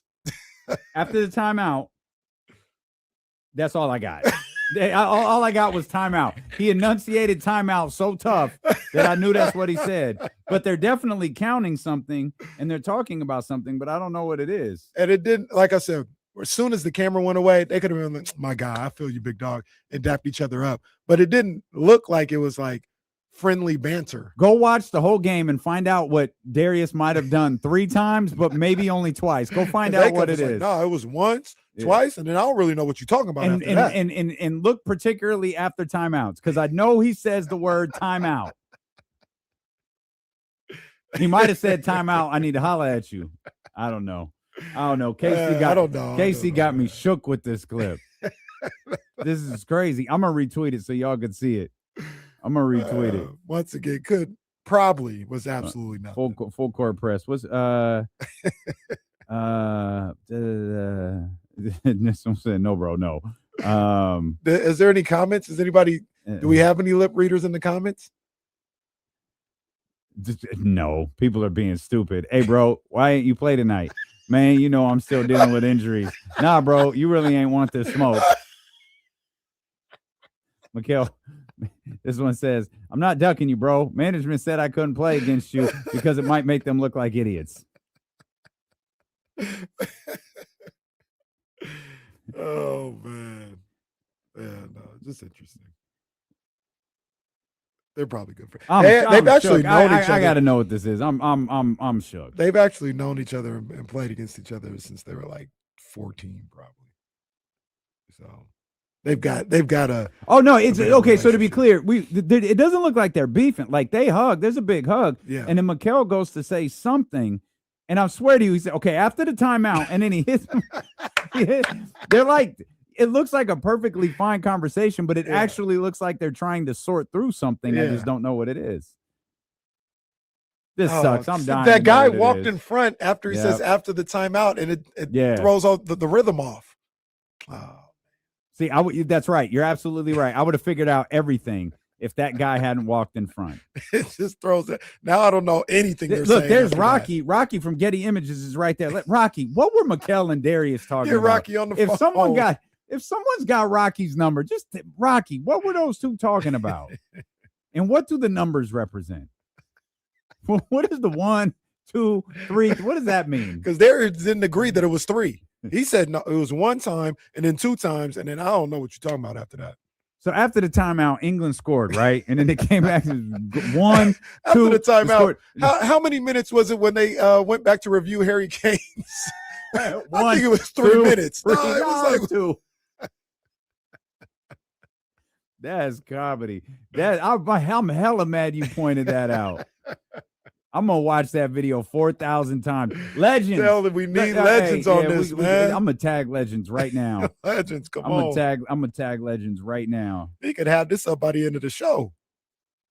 Hey, because legend get after it. Friend of the program. Oh, very much so. Our guy, or I don't know if it's a guy or a girl. I shouldn't assume. But legends. Is the voice computer? Hey, the voice on the videos. Oh, yeah. No, I think it's a person. I think it's a person. Yeah, so I guess it is a guy. Our guy, legends. I tagged them. We'll see what we can find out. You know what to do. That's what that's what I should have wrote. Hey, legends. Hey, let's work. like I'm doing something. Hey, let's work. Did you see excuse me, any of the other summer league games like Utah and all this? I saw a little bit of summer leagues outside of California. Yeah. I watched. I made it a point to go watch Peterson. I didn't get to watch the whole game. I didn't get to watch all of Boozer, yeah. But I didn't watch that one. I either. watched I watched some of Darren.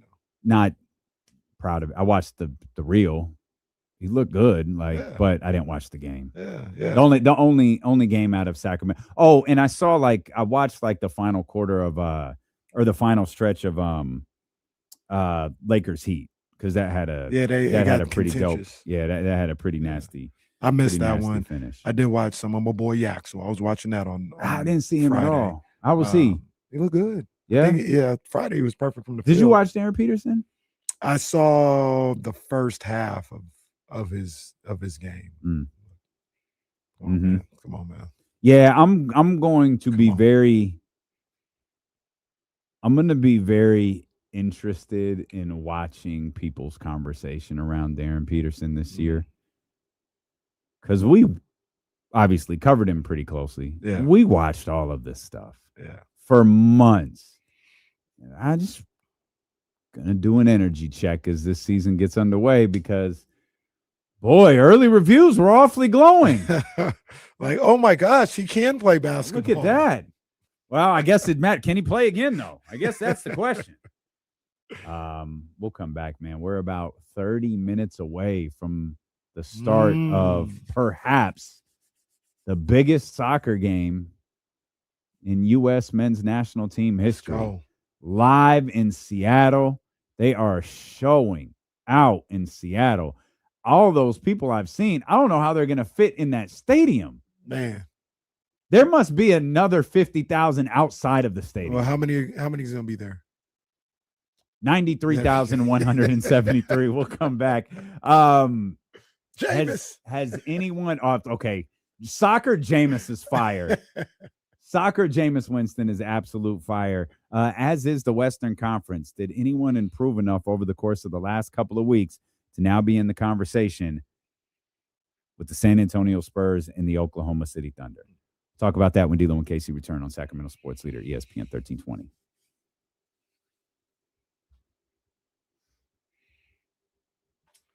He's still eating W's. Actually, he be wearing them Jordans, boy. He got to have insoles. They can't just be wearing them just regular Jordan insoles, because that'd be crazy.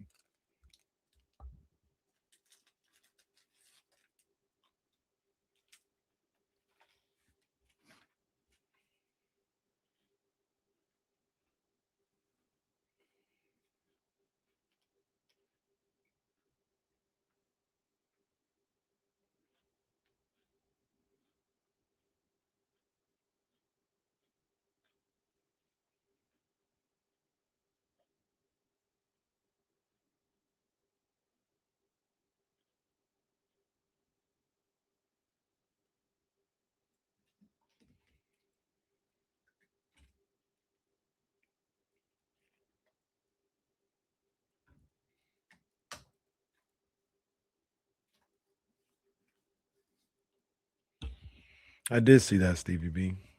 Zach LaVine was in the building. Zach might be ready to go. Well, he can't go all the way home, but he might be ready to go back to the Pacific Northwest. Maybe that's the reason for the Pauly market.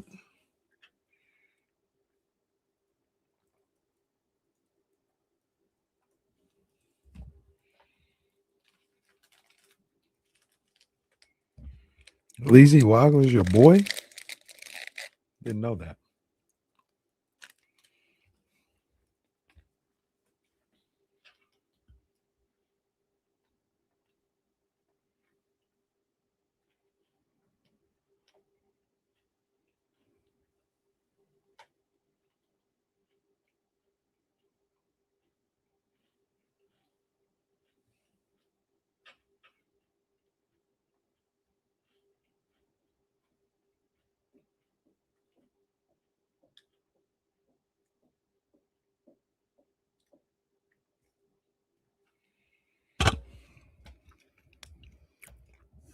Michigan, this isn't your fault. I'm not blaming you. This is actually my fault. But I was trying to stay away from the results of the fight. And I didn't know who had won. I was pretty sure because he's the favorite that Abdullah Mason was going to win, but I was trying to stay away from the results, at least until tonight when I got home. Mm-hmm. Block him. It's you can't really be mad at him, though. I'm not. He didn't know, and it's been 48 hours. I mean, it's kind of tough. It was Saturday night. You know what I mean? I get it. I was trying to watch it last night, and I fell asleep during the ring walks because it was late at night. I saw Tim Bradley and Terrence Crawford. That's how I'll be feeling nowadays. But it was saw Tim Bradley, Terrence Crawford, Sean Porter. They were talking. I was really interested to see that broadcast on network TV. Mm-hmm. So I was like, wait, what network? It was on TNT. Oh, they got a deal with DeRozan. So they have the guy who they did a little studio show. Well, they were live at the arena, but the guy who does remember the guy who hosts Players Only? Yeah, I forgot his name. He was hosting it. So they trying to do I always forget that guy's name. They're trying to do a little boxing broadcast. I wanted to see what was going on, and then Michigan just ruined it. Yeah. Real nice, Michigan. Real nice. Thanks a lot, buddy.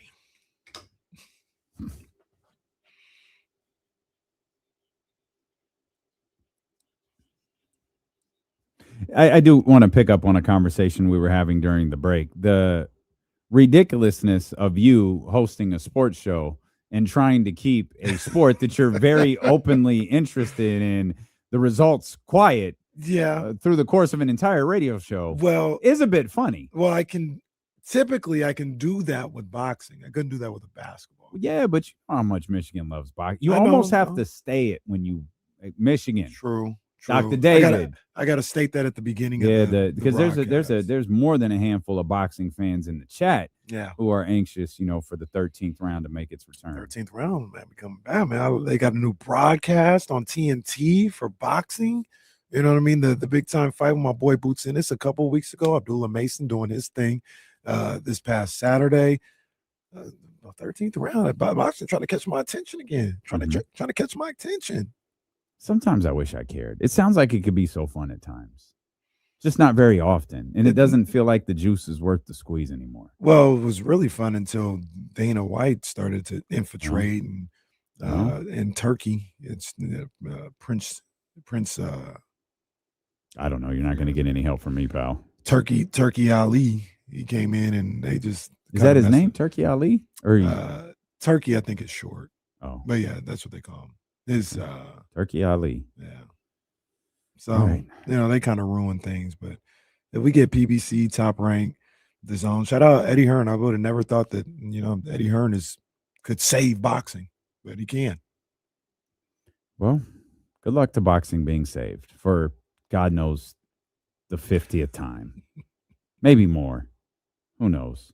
916-909-1320. As a friendly reminder, Elk Grove Kia is driving us all the way to Summer League beginning on Wednesday. We're going to be live from Stadium Swim at Circa. You can come through. Sorry, we'll be live Wednesday and Thursday. We'll let you know about Friday. No, we'll be at Stadium Swim Friday. We'll just be in a different spot, probably. And the probably might have to do with what happens tonight. We were told that so it actually might not even matter if U.S. wins or not. We were told that the World Cup has been going pretty crazy at Stadium Swim.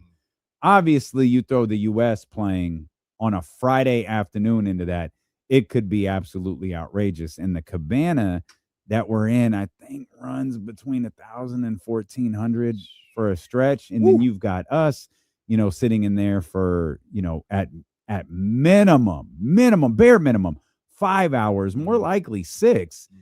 They've already said, hey, just in case this happens, we might, rather than have you at the pool, at the cabana, at the pool with the pool behind you, we might have you in a spot that overlooks the pool. And look, respect. And I understand. That's good. When I tell you, we're going in sight unseen. I have no clue what any of this looks like. I don't know if there's a power outlet. There, you might tune in Wednesday and just get nothing. Like we might be at like the Odyssey studio in Las Vegas. We might be in a hotel room. I have no clue, but it's up to me to get there early enough to figure out. Yeah. So that's going to be my plan. I'm going to get there early enough, and let's start here. Do you have a power outlet? If he says yes, all right. Step by step. That's what we're going to do. We're Just grooving. take it step by step. We're grooving. I would think for $1,400, the Cabana would have a power outlet. I would hope so. But you never know. Look, also, man. have we done a weather check? Oh, I did yesterday. Oh, It is picking up as soon as we get there. all right. What do we got? Oh, Yeah. It was actually like, it's not too bad today and tomorrow. And then when we get it there, is 109 with a low of 78 degrees on Wednesday. Oh, it went down. It was 110 yesterday. Well, it's 110 on Thursday with a low of 80 and a high of 109 on Friday with a low of 80. But we're going to get out of there before the rain comes through. Well, that's a good thing. Which is on Monday. That's a real good thing. The lows. Because that rain and it's still going to be 100 degrees that day is just going to feel like sweat. Yeah. It's exciting. Not exciting. Not a fan of that. What was I was going to say? The 80, the low of 80 is not bad though. Because sometimes you get out it's there going to in the be summer, that at like and 1 in the morning. Yeah, but sometimes you get out there at 1 in the morning, it's 92. I'm not going to be out at 1 in the morning, to be honest with you. Like, I'm trying to figure out I'm trying to figure out how to structure this day. I don't know. I don't do well when my schedule's off. I think I just got to wake up, work out, work on the show, go to stadium swim, call it a day. That's going to be at like 11 o'clock. What's going to be at 11 o'clock? Going to stadium at that. You wake up and work out at like 4. Well, I'm not going to do that though. Oh, okay. Or at least I'm going to try not to do that. I might not set my alarm. My body clock might be like, hey, let's go, baby. I think it's not 4 a.m., but I think the kids have got my body. It don't matter what happens. Like I'm up at like 8. Oh, poor baby. I'm up at 8. You can't even venture. Well, that's different. If I go to bed at 2, oh yeah, like I'll be going to bed at like 2:30 at the crib, and no matter 7, 8 o'clock every morning. The dogs, like I've had, Smoothie was about 2 years older than Sprout. So I've had a dog for 14 years. They ate it. Once I conditioned them to eat at 7, no matter what, they eat at 7. Like, hey, come on, man. What you doing? Get up, get your ass dressed, and let's walk. Yeah. So now it's more like if I'm sleeping in, it's like 6 o'clock.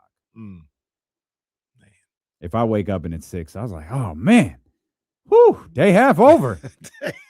Day half over. Let's go. Let's go. World Cup getting underway at the top of the hour. Quick question. Want to ask this as a family, as a community. Okay. I can't remember. Are you familiar with this guy, Orion, on Twitter? The Ari Report, at Ari Report. Do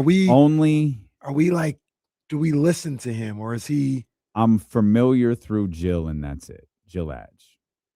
I'm not. If Jill listens not, to him, I think he's. If you get the cosign from Jill Adge, it's not nonsense. Do you want to read what it says? About an hour ago, said though Zach LaVine recently exercised his $49 million player option, he would be receptive to a mutually beneficial parting of ways resolution if the right circumstances emerges. Sources I could be wrong.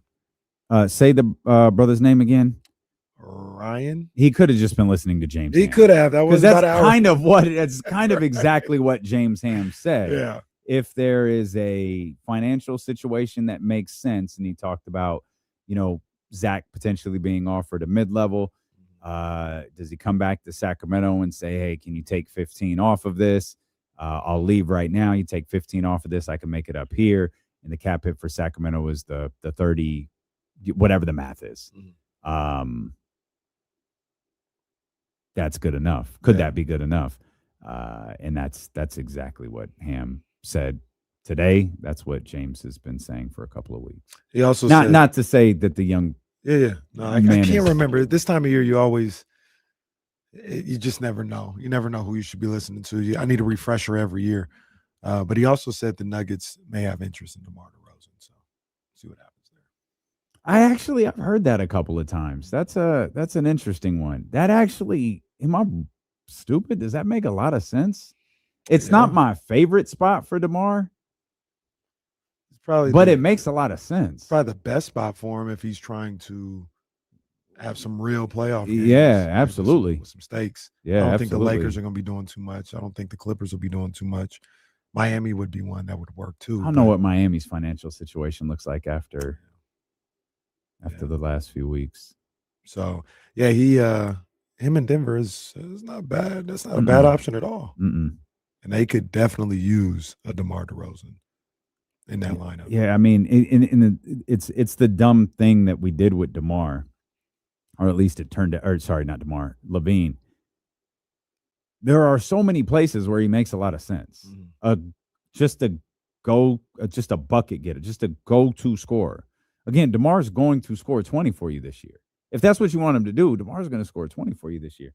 You think about a team like Detroit. You think about Orlando. I know those are all Eastern Conference teams, and he might not be potentially particularly interested in that. But, yeah, he helps you win. He helps you in an area that you were just flat out bad in. Right. You could go to Detroit and say you lost because you didn't have another guy to get baskets for you. It's why I died on that Zach LaVine argument with Detroit. You needed someone who could go. Again, I'm not saying Zach LaVine, the Minnesota Timberwolves. I'm not saying any of that. I'm saying a guy who can go get you a bucket. That's it. It makes sense to me. Let me ask you a question. If you're Detroit, let's stay with them. Would you rather want Zach LaVine or DeMar DeRozan? Zach LaVine. Said that quick and definitively. I thought I feel like Zach can score from areas more efficiently than DeMar can. Certain areas on the floor. If DeMar, would it be fair to say DeMar is a 2-level scorer and Zach is a 3-level scorer? Yeah, sure. Like, would you be I would be more comfortable with Zach behind the arc than DeMar. Like DeMar here and there, DeMar on the regular. No, I don't want to try my luck at DeMar DeRozan shooting threes throughout an entire playoff series. Zach, though, yeah, go ahead. Leave him open. I dare you. Throughout a whole playoff series, though, who do you what you said, everything you said, I agree with. But who do you trust to get you those buckets? Like, we're in a game 5 against Cleveland, 2-2. Who are you more confident is going to show up in that game 5? I mean, DeMar's going to show up every night. Yeah. And that's the knock on Zach. It always has been. Like in theory, Zach is a great basketball player. In actuality, he's sometimes a great basketball player. But DeMar, night after night. The one thing I'll say about Zach is we haven't really seen him in that type of role that he would be in Detroit. Right. Where, it's not on you to carry the offense. It's just you to be ready to shoot when you have that opportunity. And in Chicago, he kind of had that. And him and DeMar did really well in that situation. And when DeMar was gone, it was all Zach LaVine, and he actually played really well. But the games, they didn't have any stakes when he was playing. When he came here to Sacramento, it was just a mess. You go to Detroit, seems like it's pretty stable over there.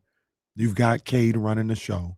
You've got Cade that can set up a guy like Zach LaVine as opposed to him always having to create his own offense. And maybe that's just a more beneficial situation for Zach LaVine being in Detroit than he's ever had. I think one thing that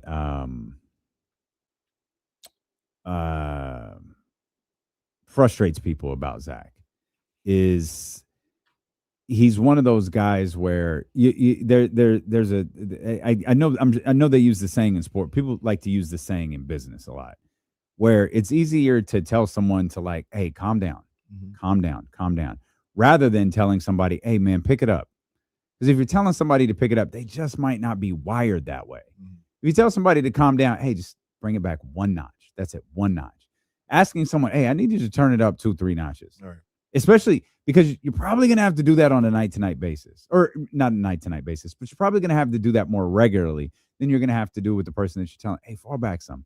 Zach is hey, I need you to pick it up. Like Zach is exactly who he portrays. When you listen to Zach in introductory press conferences, post-game press conferences, interviews, no matter what, like he is across the board. Right. He is even keel. And sometimes it's like, no, dog, this is the Eastern Conference Finals. I need you to have an attitude. You got drilled on that last play. I need you to respond to that. And I think that's another one of those things that people look at Zach and like, yeah, he's just not capable of doing that. He hasn't done it his entire career. The crazy thing is, I don't really know, because he's never been in those situations. You don't really know whether he could do it? Like well, on a night-to-night basis, though, do you think he could do it? But that's to the example that you use in the regular season, like he kind of treats everything like the regular season. Oh, I if got he you. was hitting the playoffs, yeah, right. You're right. Yeah, maybe he would respond to that, but we don't even know. But isn't the regular season training for the playoffs? Like, do you really want to turn that aspect of your game on in the postseason? No, but I mean, some people might just respond different to those type of lights. You know what I mean? They might that might be a setting that hypes Zach up. You know what I mean? Like, oh, it's all right. The lights are bright and the game is physical and the stakes are there, as opposed to a game in the middle of January. It was like, hey, Zach, I need you to turn it up. And Zach is like, we got 40 more games. I don't need to turn it up. So I don't know. That was magic. Giving him the benefit of the doubt. That was magic his rookie year when Kareem hit the game winner. What did he say? How'd he say? Don't ever jump on me like that again, or something like that. He said, we've got 81 more of these. Don't jump on me like that He again. said, and I'm rapping on, and I'm saying, you did it, Cap. We love you, Cap. We did it. I got my arms Magic around sound him. like Jerry Jones? What was that? Detroit, they got a little draw. Oh, okay. Then I'm rapping, I'm hugging him. And he puts me off of him. He says, Buck, we've got 81 more of these. If you don't get off from here right now. Come on, man. Hey. What's wrong with you, dude? I didn't even mean for the laugh to turn into Jerry's. I didn't mean that was. I'll tell you what, though, Kareem didn't laugh. From what I understand, Kareem had no sense of humor in 1980. That's Kareem didn't laugh. That was Magic that telling was the Magic story. telling the story. Yeah. Get off me, young fella. Magic is more of a than whatever that was that you did. Wait, you were doing a Magic Johnson impression? No, he in fact wasn't. It was Magic. He thought he was, but he was really just doing a Jerry Jones impression that he was saying was Magic Johnson. Oh, man. Shout out Magic, man. Always shout out Magic. That's my guy. Always, always, always. US and Belgium getting ready to get underway here in about 10 minutes. I'm hyped up for this. Never done a countdown for a soccer game before. No, we haven't. Ever. I'm hyped up for this one, though. This is fun. Were we locked into the last World Cup like this? Was 4 years ago? I don't think the games were on during the show, Yeah, I though. don't think so. They were in the morning, I think. Early. Yeah. Because I remember the infamous, one of the other greatest game I've ever seen in the World Cup, that final, that was like 8 a.m., I think, on a Sunday. That was also going on during the wintertime too, wasn't it? No, that one went on. Well, I shouldn't be so definitive. I think it was in the summer. I think it was. And I think the thing was, it was winter for them, for Qatar. I could be wrong, though. Don't quote me. Oh, that was Qatar was the last one. Don't quote me. No, yeah, it took place from November to December 18th. There you go. You're right. Maybe that's why it's like. Oh, we were since Thanksgiving. Like, get this out of my face. We got 9 football games on Thanksgiving. This was starting out BAME team 1 year too. Oh yeah. Oh yeah. Oh, we were winning. You guys we were remember? approaching the Kevin Herter shot by the end of that You guys point. remember BAME team? Oh, man. Vaguely. Yeah. That championship game though was That is was the one of the greatest. greatest games I've ever seen in my That's life. the greatest game I've ever seen. Yeah, it was Argentina, France. That's the greatest game I've ever seen. Oh, yeah. Mbappe with the hat trick. Mm-hmm. Like that game was crazy. Did he get a hat trick or was he? Oh, Yeah, did he got a almost- hat trick. Messi scored twice. Ooh, What a time it was. I watched that in my car, charging my car in like Hayward or something like that. Who's England got? Is it Norway next? Who is Norway. it? It's Norway. So, my boy Holland. USA wins today. They'll play Spain next. Oh, They're gonna beat Spain. I wasn't impressed by Spain today. I wasn't impressed by Spain the whole World Cup though. The whole World Cup. Kenny Lawless haven't over been- here with the breakdown of They haven't Alexi been. Caraway. They haven't been what we traditionally look for when we see Spain. They can be had. That's all I'm saying. They can be had. Only tough part is you got to get the ball from Spain. I think they win in tonight though. It'd be disappointing if they didn't. I'm going to keep it real. It would If the be. US didn't win, It would be. I It think they're would- better. It would be. And so, I'm not trying to pull scabs.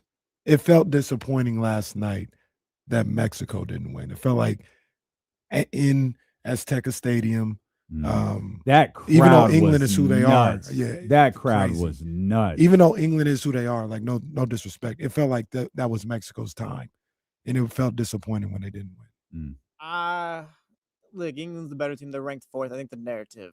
I love this Mexico team. I think the narrative kind of took over too. Like I don't think they were they were not favorites going into the narrative was just this was the best Mexico team they've had. Well, it's just or what like, was it's you're playing at home. You've only ever lost, I think, twice competitively at that home stadium. So it's like all the things are kind of in your favor. If it was to happen, it'd be now. But again, like England is the better team. Like England was they were the favorites going into that. That was crazy. That stat they kept putting up there. They hadn't lost a competitive game in 13 years in Azteca Stadium. Yeah. Wow. I had to do the math. I said 2013. Wait a minute. Wait, what? Did you see the stat 13 for this one? years. America's never lost a Monday Night Football game. I did not see that I think one. DraftKings Put it out. in. I think. Let me call the bookie right now. I think it's 7. I believe it was 718-0. I believe that was the I number. haven't seen a couple of the the computer generated. They play the Monday Night Football music and Oh yeah, Joe those are Buck is fire. talking Yeah, about it. yeah, Like, yeah. That's good stuff. yeah. I mean, you can't because he changed networks, but it'd be great to have Joe like as the introductory guy on this video man. right here. You know, they said I Who's read is Brady and I forgot his play, Burkhardt. but thank you. Yeah. Really good too, by the way. Very good. I heard I gotta really dive Seafood into would be like, this. can we just have Greg Olson? Can we just have him instead? That NBC is gonna make a push for the next World Cup. They looked at this and said, hey. NBC wants everything. They looked at this and said, hey, I need that. NBC will. And the sad part is that, yes, I want that too. Because for some reason, NBC presents everything better. Man. Absolutely the top everything. of the top. Like, And Fox has been great. They've done a great job. I would be so frustrated if they ever lost the Olympics. Mm. They're just, there's like, we saw it with the NBA this year. They are so much better at presenting live sports than anybody else is. Ratings will probably crush this argument. Did the World Cup jump the Olympics? The Winter Olympics, at least. Maybe not the summer. Oh, I don't know. USA's group stage games, they were doing around 18 to 20 million, I think. I think Mexico, Ecuador on Telemundo did like Mexico, Ecuador, and Telemundo, I'm pretty sure beat Andre the Giant versus Hulk Hogan. They did 35 million, I think. Oh, wow. They said, I don't know how they came up with this, but literally they said Argentina and Cape Verde did 2 billion worldwide. Can't even think They did. Oh, that's Can't I'm just joking. I'm just no. That can't possibly count. I can't tell a joke anymore. I saw the tweet too, so yeah, I don't know. I'm just joking. USA versus Bosnia did 24.4 million Woo. on Fox. That's actually a low bar. I thought they were going to do a little bit more than that.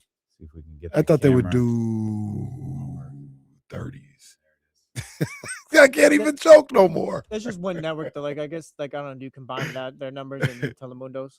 since everyone's watching one game. I think this one will get to 30. Yeah, this 30 million on Fox. Yeah, I think this one gets to 30. Oof, man, 8:00 Eastern. You talk time, about Monday. lead-ins Yeah, too, maybe, like maybe. What took place over the weekend, like getting people, free promotion. I think they get to 30. Not a super crazy 30, like maybe like 31.8. Not a super crazy 30. Yeah, 31.8. Yeah, they're saying if you combine Telemundo and Fox, it's probably about 40 million for US versus Bosnia. Yeah, I'm trying to see. I wish Variety would serve me more ads as I'm just looking for the number. 24.4. Let's see. Oh yeah, Telemundo's pulling viewers. Yeah, that's the go-to. Yeah, if you're watching for vibes, you go there. Yeah, that's the go-to. Shout out Landon Donovan, US legend. Man, but forget. I can't- Yeah, I you're can't wrong. sit through it. Yeah, you're wrong. This isn't going to do a low. This will do well into the 30s. Oh, yeah, this will do well into the 30s. The final game, the final quarter hour. That's not the same as the rating, but the final quarter hour peaked at 34.8 million of the 2-0 victory from a couple days ago. Looks like the average is 24.4. Peaked at 34.8. I gotta imagine this one's higher. Yeah, I gotta imagine no, this you're one's right. higher. But You're either right. way, What do you think it climbs into the 40s? Oh man, that's depending on where the game is. No, I'm not trying to be funny. That's like an American Idol peak number, and everybody watched that. Like, are we confident everybody is watching this?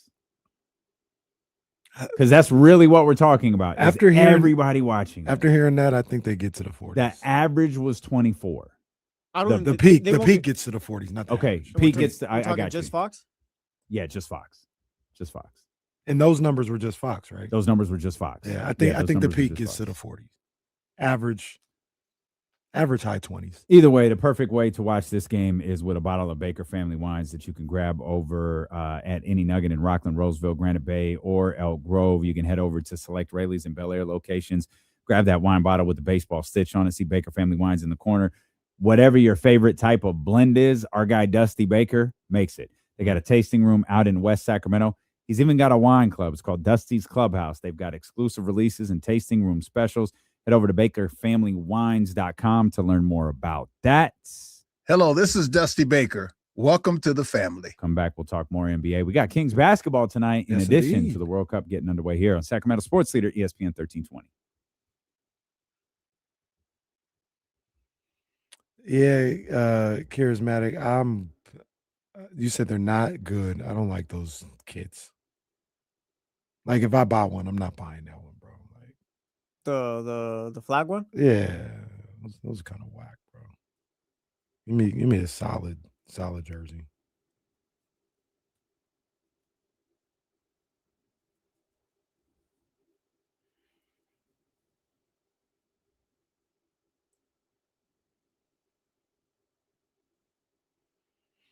Take care, charismatic.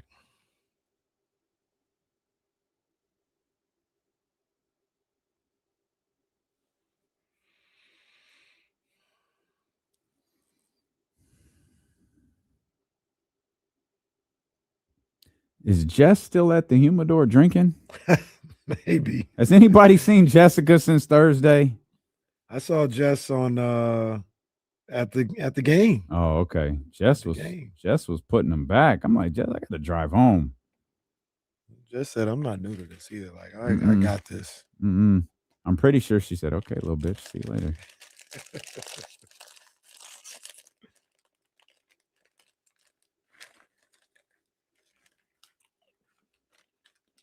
Oh, she been at the games. Okay. All right. Glad she was at the games. I left her. There was another marshmallow old fashioned on the way.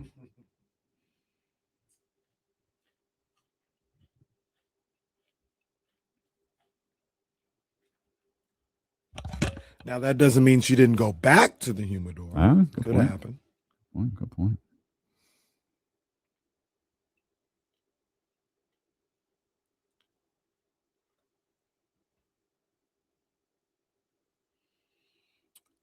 Yeah, sorry, Hawks, Thunder, Summer League. There will not be a 2-screen here.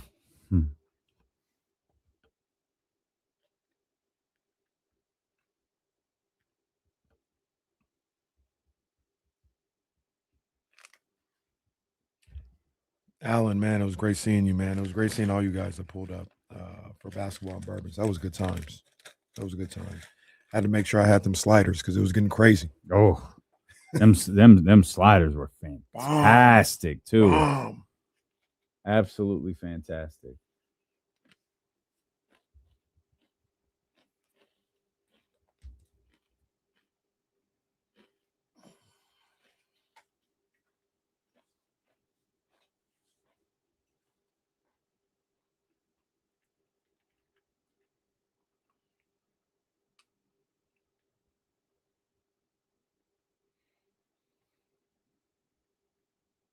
Put little tater tots in them joints too.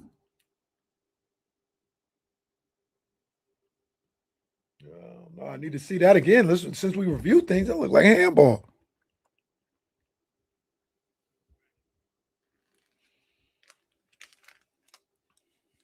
KC over here officiating the game now. I mean, it looked like a handball early on.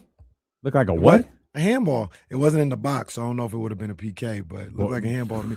Jesse, you tell a handball in the box, huh? Jesse, you tell me with a handball out. Oh, we got a shot on goal already. All right. Oh, everybody relax. Business picking up. Handball outside the box is just a free kick. Handball inside the box is a penalty. Is anyone else screaming pause or no? Just me? We here though. We here. You know what I'm saying? They trying to put some pressure on us early. It don't matter. We here. We here. I ain't worried about no Belgium. Okay. Did you see that commercial? I don't know what brand it was, but the commercial where they like did a hypothetical what it would look like if US won the World Cup. No. It's actually pretty cool. I was thinking about that. It must have been yesterday or Saturday or something. I can't even imagine what that would be like. I have no idea. Like looking at what the crowds have been and then like them winning.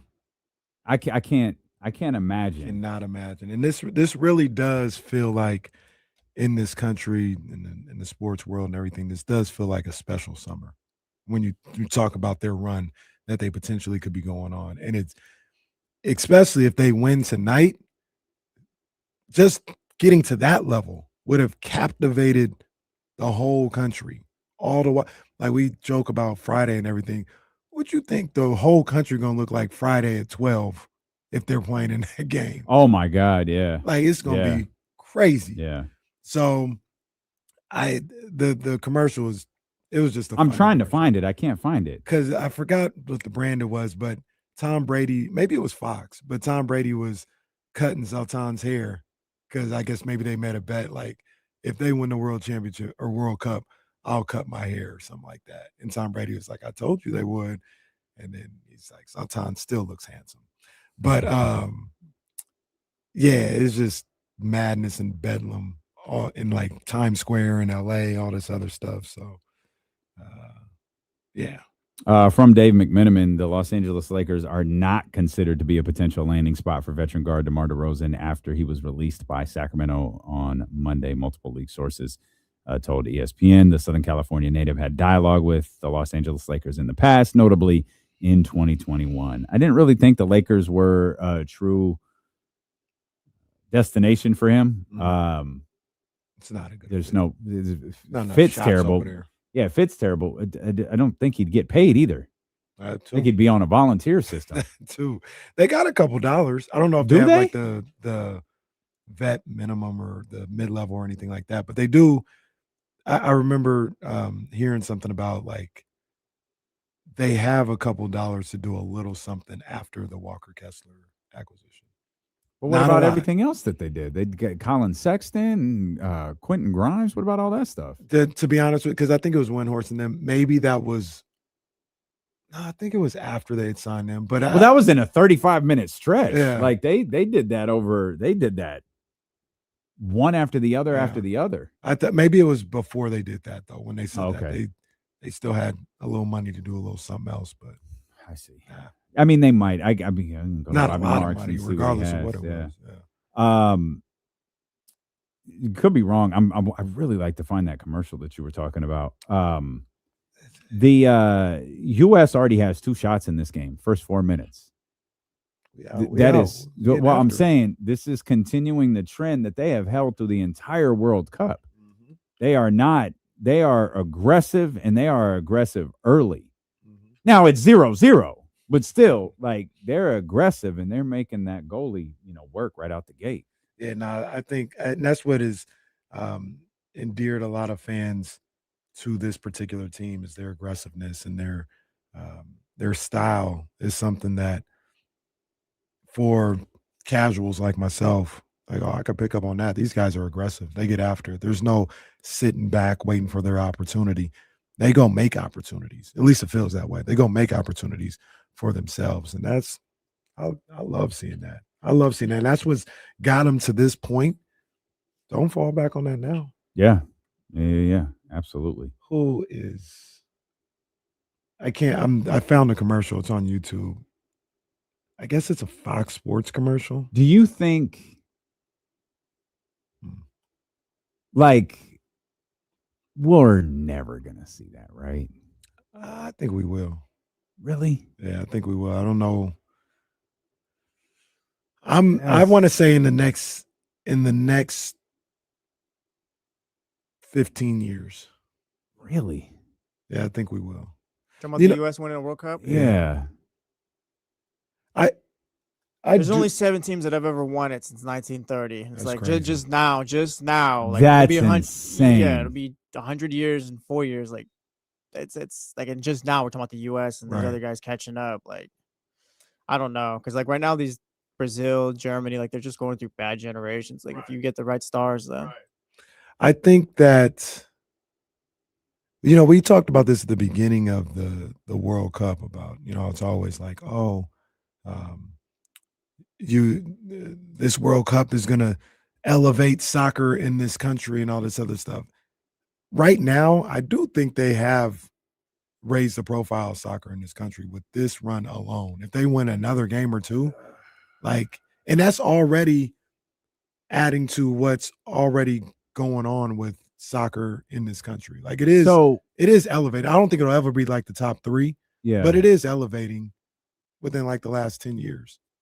Participation and interest and all this other stuff. So, but is it elevating like Tiger elevated golf, where it was sustainable for decades, or did it elevate like Michael Phelps elevated swimming for a summer and a half? I think it's more than that. I mean, I think maybe in between the two. It's not a fad, but maybe like Tiger really ran for decades, like even after Thanksgiving, like he that fateful Thanksgiving, he still had incredible pull, and people who are not normally interested in golf would golf, like it was still a thing. I hear you, like I get it, and like everything is lined up. The U.S. is playing well. It's in the United States. That's the big key. It's With in it the being United here States. Yeah. Is something that that bodes well for the prospects of it building here. People are seeing it, like it's literally on their doorstep. Seeing what the World Cup is and everything like that. And I think I read an article or saw a video, like they're like, oh, with the amount of money this World Cup has made here and the interest and everything else like that, like it'll probably come back in like 38. I think that's one of the next ones that hasn't been decided yet. Be at the rail yards. Be at the rail yards. And they're like, yeah, long as the rail yards. He's offsides. Where you at? Where you at? You offsides. He offsides. He's not offsides. 1-0 Belgium. Swear it gets real. Damn. Hey, who let that guy in? It's 1-0 Belgium here. 8:55 into the game. Can you name all of the World Cup winners, Jesse? Can I name all of them? Yeah. All of the countries that have won. Uruguay, Italy, Argentina, Germany, Brazil, England, Spain. How many am I right now? You're at 7. 7. There's one more. I think you missed one. France. There it is. That's all of them. Over what? In the course of what? 120 some years or something. 96 years, unless someone else wins. Yeah, 1930. However, obviously it's every 4 years, but there was also no World Cup in 1942 nor 1946 because of World War II. Good reason not to have one.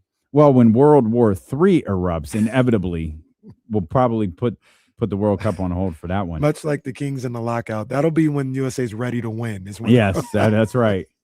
That's right. Saudi Arabia has the cup in 2034 with Morocco, Portugal, and Spain having it in 2030. It is 1-0. This is so dejecting. I feel like it's over. Now I'm stressed. It's like guys, we don't want to do the last hour of the show. Like it's over. Now I want to throw the remote. Like this sucks. Like I wanted it to be. I'm gonna need the U.S. to score and make this exciting again because now it's just. What did that guy fell? Like, you're trying to work a call, man. Get up. Come on, man. You can't lose your footing there. What are we doing? Man, no one wants this. Oh no, we've got our first. We've got our first torn Achilles of the game. This guy, man. Come on, man. We've got our first torn Achilles of the game. I don't know how they just widely accept this. He just got stuck in the turf. Like he didn't even get touched. He didn't even get touched by anybody. He just got his foot in the turf. Jesse, defend your boys, man. Oh, I can't defend that. I'm like, I feel like if you hit the ground and they got to come check on you, you should pop the sub out. Like if you're not hurt, then get up. No, it was cold yesterday, man. I was like, damn, I know you got to do what you got to do, but my boy in Mexico just had the crazy ankle roll, and they're like, "Hey, slide off, bro." No, hey, I was yelling. I was in my living room, like, "Get off the field!" He fractured his ankle too. I was like yelling. He did for real? Yeah, he did. Like, get better. But we needed another goal. I'm sorry. And he's just laying there on the side. I told everyone though. Can you imagine just the scene if they score right now and he's just kind of laying off to the side and they're all celebrating? Did you see the video of Jordan? What's his Jordan Henderson? Oh, the guy who broke his arm. I didn't watch it. Was it his arm or his wrist? His wrist. So he's trying to jump over the the advertising thing. Yeah, advertising and his hand slips off of it, and he just hits the ground, and he catches himself with his hand. His hand says no thanks, and. Yeah, that's terrible. This is that's probably his awful. not probably. This is his last World Cup too, and he wasn't going to play much. But you don't want to fracture your wrist. So World Cup. Forgive me if I'm forgive the ignorance. Can you play with a fractured wrist? Yeah. I was going to say, can't you? If it's a World Cup final, you can make it work. Yeah. Okay. Linebackers play with. I'm not going to say. I'm not going to say you're gonna feel great. I'm just going to say, can you? You do have to move your arms when you're running, and no, I understand that. I know that he can't play with the club like Patrick Willis did. Well, he's playing with more than a club and probably some medicine. I'm sure you're gonna get a soccer player. Patrick Willis was middle linebacker with a broken wrist. I don't know if Patrick Willis knew where he was, other than the quarterback. Go get him. That always trips me out when that happens in football. Like I'll be like, y'all crazy. JPP played with a different kind of club. Oh man. It was the 4th of July. You have to make a JPP reference. Did you see that that clip we got where Terry was in a parade? Yeah. Damn right, you should be out there celebrating Terry. Come on, Terry. Oh, did you see the clip of the little kid, like a little toddler? He was doing fireworks, and the mom lights one of those sticks, right, and lights it like a sparkler. Yeah, but a little bit more than that. Like it felt like this might shoot out somewhere, right? Okay. Lights it on the toddler. The toddler, once it's lit, turns around, makes a beeline into the house. She's like, no. Hey! Oh God. And I think he stayed in the house. She ran out. I hope she don't know if they got him out or not. I really hope she did. There are it feels every year there's just some terrible videos that come out from the 4th of July. Real bad. Like, what were y'all thinking? Real. I don't mess with those fireworks, man. I might be getting older, but I feel like as the years go on, like now I'm like, all right, maybe we don't need the big fireworks. Let the Oakland or the Sacramento A's shoot those off. Go to the local game and have that. We don't need to shoot them off in the street. No, we don't need that. We just had only sparklers. bad things can happen. That's it. We just sat on the driveway with some sparklers and watched the fireworks that went on behind the house. Yeah. That was it, man. I didn't think this was gonna happen because I was prepared to ask you, yo, what do we want to see from Darius on Thursday night when the Kings take on the Clippers? And I'll ask you that on Wednesday, live from Las Vegas. But we're gonna see Darius tonight, which is not something I expected at all. When we laid out this show, but Darius, Neek, and Dylan Cardwell are all gonna run for Sacramento tonight in the final night of the California Classic. Yeah, I was very surprised to see that. Pleasantly surprised. 2 really good games so far, by the way. In good games in terms of like close, no blowouts, like down to the final, like competitive basketball, even if it's not, the most marquee basketball players out there. They've been competitive basketball games. Yeah, man. So I really enjoy watching Darius Acuff Jr. Any time he's able to play is going to be a good time. I didn't plan on going down to the Golden One Center today because I didn't think he was going to play. I'm still not going to go, but I'm going to definitely be watching as soon as I get to the crib, man, because these box office. These absolutely box office. What did you think of me and James talking about he looks like Allen Iverson out there? Do you see that at all? Like you say it. So can I see it? Like, sure.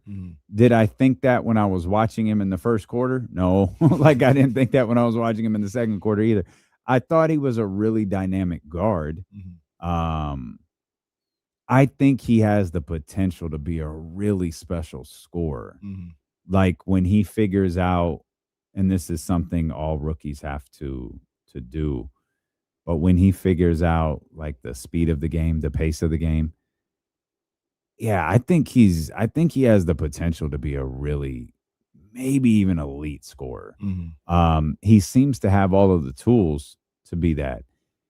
But admittedly, after, that game, I didn't think of Allen Iverson. Now, when you guys pointed out, it's like, oh, sure, I can see it, but it's not something I was like, man, this kid looks like Allen Iverson. That's not something I saw. And so work with me here for a second. Is it the movement? Is it the shot creation? Like, what is it that draws the AI comp for you? It's really the movements, like the way he moves on the floor, the way he handles the rock, the way he goes up for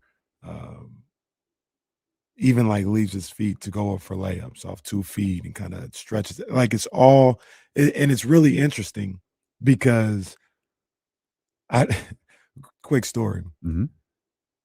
I think I've said this before, when I was working at the basketball facility down in LA, Anthony Hardaway's son, Penny Hardaway's son, Ashton, would come in there to work out. And I know they have a good relationship now. At that time, Ashton was like 10, 11 years old. And I don't think they had a relationship at all. Penny and Ashton didn't have a relationship at that time. And he would get on the floor and play basketball, and he looked just like Penny Hardaway. He moved just like Penny. I was like, this is crazy. This is absolutely crazy that he moves just like his dad, and his dad didn't teach him how to play basketball or nothing like that. Obviously, Iverson's not Acuff's son or dad or anything like that. But I wonder if he watched him play. I wonder if he kind of studied his film, or guys that worked with him studied his film, because he looks, and once again, coming from somebody that I studied Allen Iverson every single time he was on the floor for 10 years. Like that was my favorite player forever. He looks just like Allen Iverson out there. Once again, I'm going to have to watch tonight with that in mind. Yeah. And it's, once again, it's not even like, oh, how he crosses over. It's the way he walks, even his demeanor out there. It's just, and he wasn't even alive when Allen Iverson won the MVP. So I don't even know if he even grew up studying him or nothing like that. But man, he he looks like Allen Iverson to me out there with the way he moves and the way that he plays the game. May I read a overview from artificial intelligence for you? Oh, yeah, the other AI. Darius Acuff Jr. has stated that growing up, his favorite basketball player was Derrick Rose, specifically because he enjoyed watching the Chicago Bulls star on television. Additionally, as a point guard, he frequently studied film of Allen Iverson and Stephon Marbury. They were kind enough to source that, and it was in a video that was on the Sacramento Kings page. I wonder if this is this his interview with Deuce. No, it's not. That's just you could probably see that on Kings Plus, or you can see it on Instagram. whichever you want, like Kings Plus, Instagram, Kings Plus. It's fine. It's whatever. But there you go. Obviously wasn't alive for Allen Iverson to be his favorite basketball player, but did study the film of Allen Iverson. He was born when? He's 19. Do the math. Like, is that crazy? Is that 2007? 7? Yeah. 6, 7? 7. And that's on the internet, on Twitter, I talked about how like he's a true 19 years old. And obviously, like he's literally closer to 20 than he is 19. But he's almost in the middle. I think he's 4 months away from his 20th birthday. He's not that far from being 18. You know, when you think about it, like he's almost 6 months away from when he was 18 years old. He's a true 19-year-old. His birthday is November, November 16th.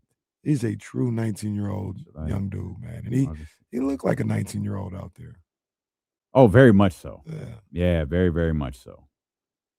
He does look like more of a man than when De'Aaron was drafted. Yeah, De'Aaron looked like a child. De'Aaron looked like one of Reese's teammates. Reese, your son, 13. He looked like one of his teammates. Yeah. But Darius does look like a grown-ass man. And Darius, like I said, he looks short out there. Oh, yeah. Short. Yeah, he does. I said, I went down for the layup line, and I had never seen him in a setting with other NBA-sized players. I was like, that guy's our franchise? That's the little dude right there. Mm-hmm. But that's also reminds me of AI probably too. I think there's going to be a buzz in Las Vegas for that Thursday night. Obviously, AJ and Darren Peterson, the 6:00 start. Yeah. But Darius and Wagler at 8:00. Like I don't think anyone's leaving. I don't think anyone's going to dinner reservations. At the very least, they're gonna see that first half. Yeah, they're sticking around for those guys in that second game. Yeah, it reminds me of does remind me of Fox, man. There was a buzz when Fox, I think the first game he played was against the Suns on a Friday night. And I, just watching it on TV, there was a buzz in the arena. There was a lot of Kings fans there. I don't know if they'll make the same trip this time, but there was an energy when De'Aaron Fox made his summer league debut in Las Vegas. And I agree with you. I think it'll be the same with Darius Acuff. People like Darius Acuff, like NBA people who follow the league and watch basketball. They like Darius Acuff a lot. Yeah, it was cool to see people talking about him after the Saturday afternoon game at the California Classic. He got a lot of the same treatment that Darren Peterson and Cam Boozer and some of these other guys who had strong, starts for their respective summer leagues. So that was nice to see. It's nice to have someone on this roster that people are invested in. And this draft being as high profile as it was, so many of these guys are going to get a lot of early season articles. They're going to get a lot of early season attention. Now there'll be a point maybe for some of them, and that's not going to be the case for AJ or even Cam and Darren Peterson. But might be for Cam. There's going to come a point where you don't follow the team anymore. And that might be the case for Darius too, where it's like, all right, we watched him for 10 games. Team's not very good. That's how we did Wemby as a rookie. We're like, that's how you and I did Wemby. Yeah. This guy's on again. Well, in our defense, we did see like the first 10 games of his career, seemingly, and this isn't true, but it felt like we saw the first 10 games of his career in 11 nights. It's like, all right, all of them on some form of national television. It's like, cool, man. They're 0-10. Can we watch something else at this point? And the league said, no. No, you in fact watch can him on this March. Then you will like afternoon. it. Yes, they're 10-50, but you will watch this. Yes, Victor Wembanyama was shut down 10 games ago, but you will in fact watch it. Yeah. It's all fun and games. But we'll see Acuff tonight, man. That was a Dylan was surprise. funny, man. Dylan Cardwell got the first possession of the game, dunked. It was 10 seconds into the game. Like a shoot, 10 seconds. And he turns a one-hand dunk, and he's, and he turns to the crowd. He's like, and he does like the flex thing. And it's like, It's like, bruh, 20 seconds have tipped off the clock of the California Classic. But that's why people love Dylan Cardwell, is because, we talk about, hey, calm down. Yeah. That's what you have to say to Dylan. You never have to say, hey, man, pick it up. Yeah. That man is energy every night, every day. I love Dylan. I know you do. And he had the jump ball that people were at the end of the game when people were coming off the bench and thought it was a scuffle, and he just wouldn't let go of the jump ball. No, man wanted the ball. Dylan funny, man. I love Dylan Cardwell. Hella funny. We'll come back. I have a question about this Sacramento Kings team. We're going to see a lot of the guys we were hoping to see tonight at the Golden One Center at the California Classic. But I have a question about this group. We're 25 minutes into the World Cup. USA down. Am I supposed to say 1-0? Hey, is that what I'm supposed to do? Mr. Soccer. That's what they say. Yeah. Come back. Steeler and KC on Sacramento Sports Leader, ESPN 1320.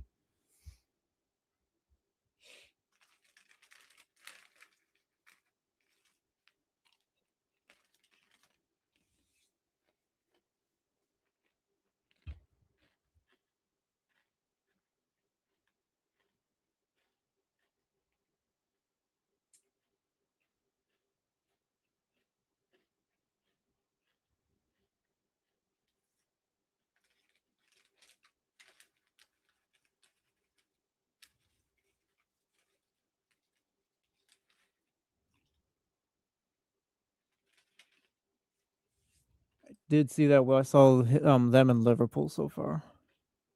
Both, I think, would be decent options.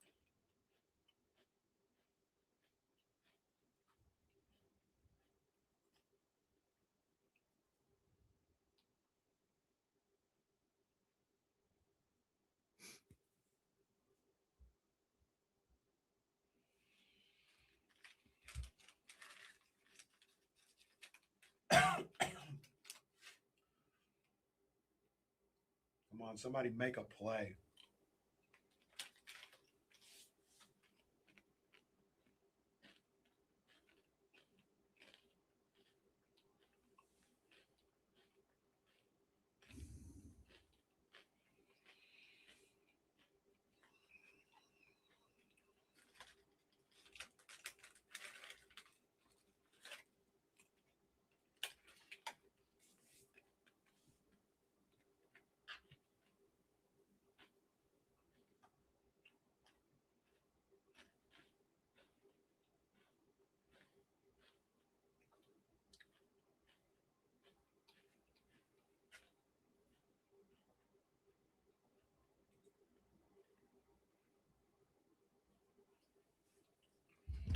Damn, I don't know where I was at.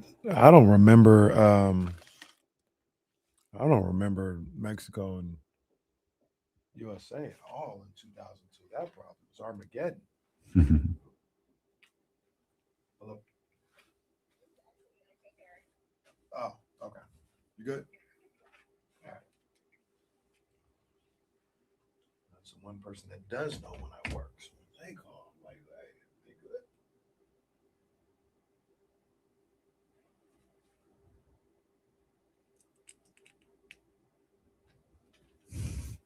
It's crazy. Someone posted the entire Michael movie on Twitter. Was it the person that goes, F it? Here's the whole Michael movie. No, it just says Michael, and it's the whole movie.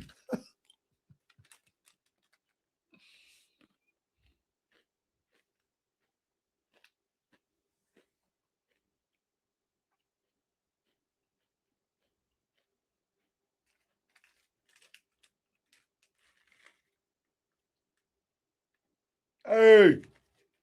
Yeah. Oh, free kick. Free kick. Fox got to figure it out. They're like 40 seconds behind Telemundo right now. Oh, I'm going to Telemundo then. What are we talking about? How do I even get there? They're about to take the free kick over here. Come on. Hold on. Yeah, we got it. What's Fox doing? There we go. I'm going to Telemundo. Yeah, me too. I just got to figure out how to get there from here. I'm here now.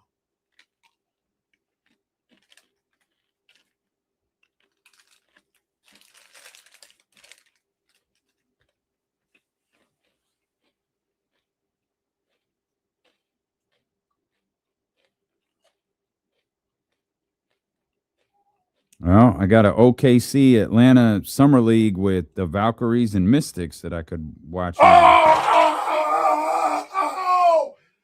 Oh, he did it again. See? He did it again. You got to switch over to Telemundo. Don't watch the Fox broadcast. He did it again. USA's got heart. Oh, Switch over.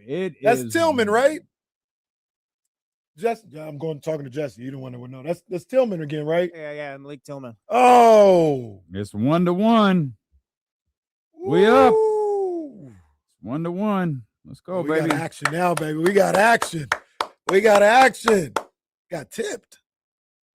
Not all of us got action because I can't find Telemundo on No. YouTube. Dame still hadn't seen it. Oh, no, I see it. It happened. Got tipped in by it was an own goal. It was an own goal. Not our problem. It counts. Isn't that the third own goal of the World Cup for USA? Is it? Okay. I think so. They got one against Australia. I think they got one in the first game against Paraguay. That first one too when they play into the middle. Yeah.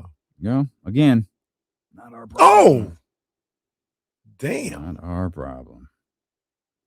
Oh yeah, this All game right, business now we done up. picked up. Now we up. Business done picked up. If you're watching through like any, put on Telemundo instead of game's over on Telemundo. Yeah, they might have just scored on Fox. That's crazy too. Oh man, I'm so far ahead. We might have to turn the damn TV off. This game so far ahead on Telemundo. Goodness gracious. They out there like we don't need to delay. We don't need no delay out here. Have you seen our soap operas? we don't run no 2-minute delay out here. That's you silly Americans that do that. Well, that didn't last very long. It's 2-1. Damn. Belgium just scored again. Bro, what the hell? All right. What the hell? Jesse, what the hell? I told you, bro. Like, no, this is where it gets real. Like, I'm sorry. Like, I'm not sorry for anything. Basically, what Jesse is saying, this is where the big boys play. Yes, this is exactly what it is. This is where the big boys play. Yeah. Bro, now you're not gonna dominate possession for 80 minutes of the game and destroy them. Like, nah, you gotta play some good old fashioned soccer, Come on, football. man. Come on, man. We couldn't even have fun for like the rest of the half. No. We couldn't even have fun till the next commercial break. Right. That's very discouraging too, though, because like the free kick, like that was your first opportunity. You haven't really created much else. Like you needed to kind of stand up for a bit after that. I need that one defended too, bro.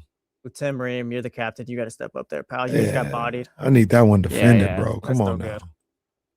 That was all right. All right, free kick, Malik Tillman. You're up again. Oh man, 2-1 Belgium. Goal. Now I don't want now I don't want to do the show anymore. I thought we was about to have a dope watch party. Now we're just like, hey, come on, guys, get back in this Darius game. Acuff. So, guys, California Classic is tonight. Come on, man, get that shot off, boy. That shot off. Nope. All right. I can't do this. I can't. I can't do the thing that we did with Steph Curry. Steph Curry is not here to save America. Steph Curry not here to save America. Call him up, get him out on the pitch. I mean, I'm not saying he can't save America. I'm just saying he's not out there to do it.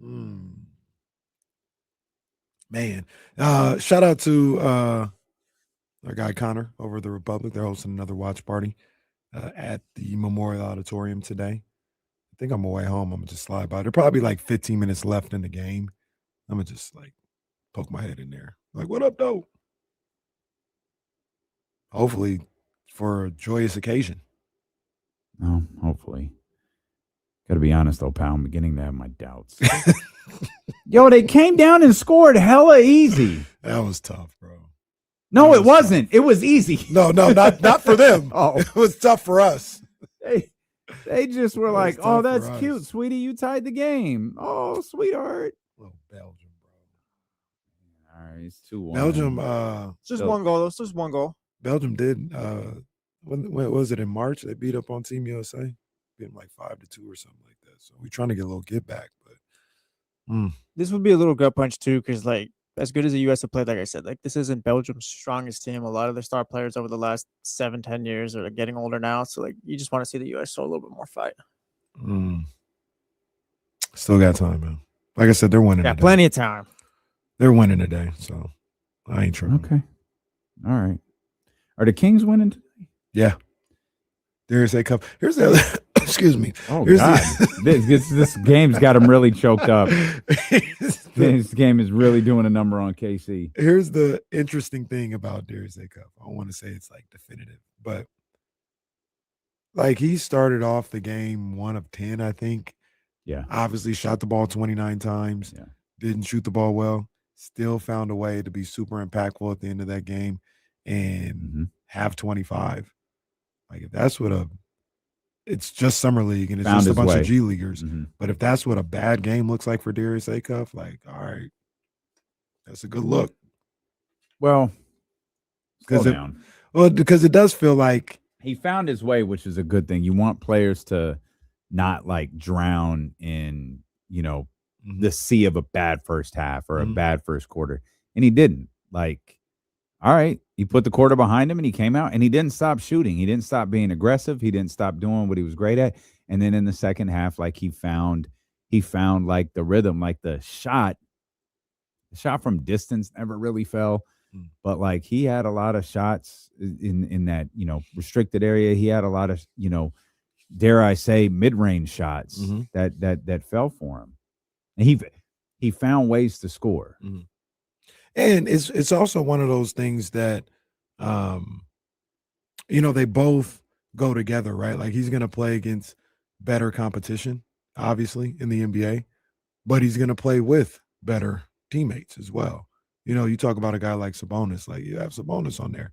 You can be able to get some open looks off a screen and roll with Domantas Sabonis, and some of these other guys. And being one of the things that we didn't see as much of throughout that game, but we started to see it towards the end is his passing ability. So if you're out there playing with a guy like Maxime Reynaud, or if you got a guy like Keegan Murray that you can get open looks from beyond the arc to, like those type of things, while it's going to be, you're going up against better opposition on the defensive end, there'll be other guys around you that might help you out a little bit if you're Darius Acuff Jr. with the teammates that you'll be playing with. So I like the fact that he kept on shooting. I like that, he continued to get a better rhythm the more he went along in that game.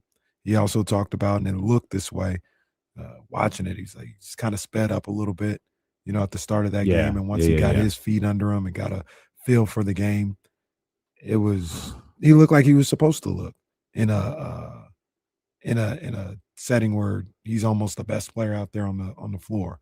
So yeah, I'm anxious to see what he does in game 2 though. Yeah. And 3 for that matter. For sure. And game 2 will be tonight. And then the big debut at the Las Vegas Summer League on Thursday night against Los Angeles. This game almost got way worse. Belgium putting that pressure on, man. This doesn't feel like a fair fight. Belgium feels a lot better than the U.S. Jesse's right. This is where the big boys play. Look at the adjective. Play. We ain't here to play. Belgium is they're putting that heat on them. Yeah. Off the top of my head, shots on goal probably like 5 to 4 1. or 5. Yeah. So, they're creating those type of opportunities, but adjustments will always need to be made in these situations. And that's what they'll do with the half. They'll go in, they'll make adjustments. They'll figure out what they got to do to get more shots. Yeah, hopefully they're not down 4-2 by the time that happens. I'm yeah, sorry. we fell silent. We're watching the game. Look what you want from us. How's that not a foul? That's a corner. Oh, no, he kicked down on the side. As it stands right now, DeMar DeRozan is gone. Yes. Domantas Sabonis is not. Zach LaVine is not. Is this a bottom 3 team in the league? Yeah, probably so. I mean, you just compare that, and it doesn't bottom 3 team in the league. It may not look as god awful as it did last year, but you look at the roster that they're potentially putting out there, combined with other rosters around the league. You got to look at the Kings, Memphis, Brooklyn as just the worst rosters in basketball. Kings, yeah. So, yeah, I mean, by virtue of that, man, they've got to be. You got to think they're bottom 3, just on paper. It could look different though. Like that's I guess that's the thing Kings fans can hold on to is it could look different. You're out there. Go ahead. No, I was just gonna say to that point, you got the 2 reservations I have is Keegan Murray and Domantas Sabonis. How much do you like as far as saying they're a bottom 3 team? Yeah, right. How much do those guys elevate you, if at all? I feel like Domas does. And I feel like I'm talking out of both sides when I talk about Domantas Sabonis, where like I understand why the Kings would want to trade him. I understand why Domantas Sabonis doesn't want to be here if he doesn't. But I also feel like, okay, look, they can't. They can't. Like, sorry, dog. Like, we've tried multiple occasions since February, and we can't. Are you? Teams went with Anthony Davis. They went with Walker Kessler. They went everywhere but you. Go ahead, Jesse. Are we playing through Domas if he is here? No. So what does that look like then? Figure it out. Screen setter. Yeah, figure it out. So like, figure out a role for him. He's at his best when you are, and if you're not, it does look kind of clunky. But if he's not a part of, and this is just where it gets frustrating. I don't want to build the offense around Domantas Sabonis because Domantas Sabonis is not a part of this team moving forward. Just because he's a part of this team this year doesn't mean he's going to be a part of this team moving forward. I know Jesse was all hyped up about giving him an extension a couple of weeks ago, but that died before the end of the show. So I don't know. And maybe there's no, you can't send everybody home. No. You know what I mean? And with Zach, I don't want to figure out a way to play with Zach. But Domas is like, dog, it's in your best interest to be great. We're going to put you in a position to be great. We're going to put this team, we're going to put our young guys in a position to be the best that they can. It's in your best interest to do that. And we will try from now till February to move you again. The frustrating part, one of the frustrating parts when it comes to Domas is like basketball wise, like we talked about, I think he's a really good basketball player, obviously a former multi-time All-Star. And he could help. But my concern is what we talked about earlier. If things aren't going the way that he thinks they should go or how he sees fit, are we just getting to go through the motions type Domas? I know he was, dealing with injury a little bit last year, but then when he came back for those games when he was trying to get traded, those are my words, not anybody else's. Did it look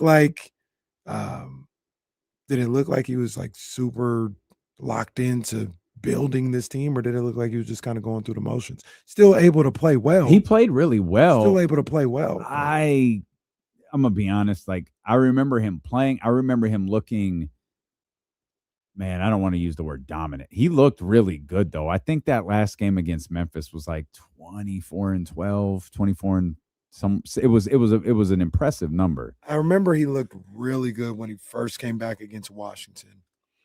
Trying to think of the other games. See, I don't remember that game as well as that one. do. He went crazy. The Memphis one he went. The one right before he stopped playing. He was great. I don't remember the Washington one, but maybe we're talking about the same game. I thought the last one he played where he was 24 and 12, 14, whatever it was against Memphis, but maybe it was Washington. I don't think he had 24 against Washington. I think because it was his first game back, so I don't think he played. Did he come off the bench? I think he did. Okay. I think he did. Then he played really well. The Memphis one, I'm not getting recollection of it. That was at home, though. I believe it was the last game that he played. Yeah. I can double check because accuracy is important. Domas, Memphis, Kings lost 129-125. Domantas Sabonis was 10 of 18. He had, I shortchanged him, 24 points, 15 rebounds, 3 assists in that game, only 1 turnover. 10 of 18, though. 24 minutes. The other games outside of that, he had a 24-point game against Cleveland. And everything else. And he was, dealing with something. Like, he wasn't 100%. So it's probably unfair to even equate that to saying, like, oh, maybe he's not locked in or not. But, 8, 6, 12, 11, 14, those are the point totals, rebounding totals. When he came back? Yeah.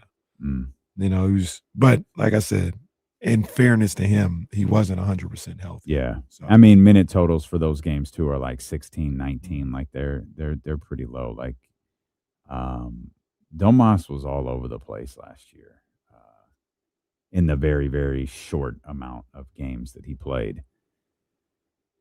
But maybe with a blanker slate, maybe it'll be a little easier for him to, and that's why I feel like, all right, DeMar is gone. You got this, this new kid leading the way. I feel like you can have Domantas Sabonis, but you can't have Zach. You can't have them both. And like you talk about Keegan, like I really wonder like about Domas and Keegan and how that works.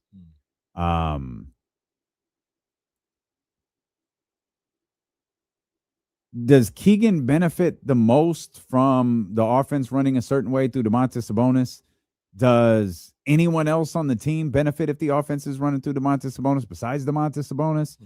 I'm not sure. We always are trying to figure things out with Keegan. Maybe Domas isn't the best player for Keegan Murray. It doesn't feel like their offensive games kind of help each other out at this point. I wonder if, the way Domas plays, if that would help a guy like Darius Acuff, if you can get him in those DHOs and in the pick and roll and things like that. Like he's not a lob threat. Domas isn't a lob threat, but those are some nice screens that he sets too to kind of open things up. Very much so. So I think they could work well together. We've seen in the past Malik Monk and Domantas Sabonis work well together when they're playing on the court at the same time. So he helps a lot of people. I don't even want to hesitate. Like he helps on the offensive end in a lot of ways. I'm just worried if he can do that without the ball primarily being in his hands. Because I'm gonna let you, I don't want it in his hands all the time. Like, right. We're moving on to a new era. I need this young guy to get his reps and get a feel for what it's going to be like to lead a team. And Domas, like, yeah, we'll have some sets for you for sure, but this isn't Beam Team 1 year. Darius Acuff isn't De'Aaron Fox. He's not going to just be like, hey, do whatever, Domas. Like, I get him to rock.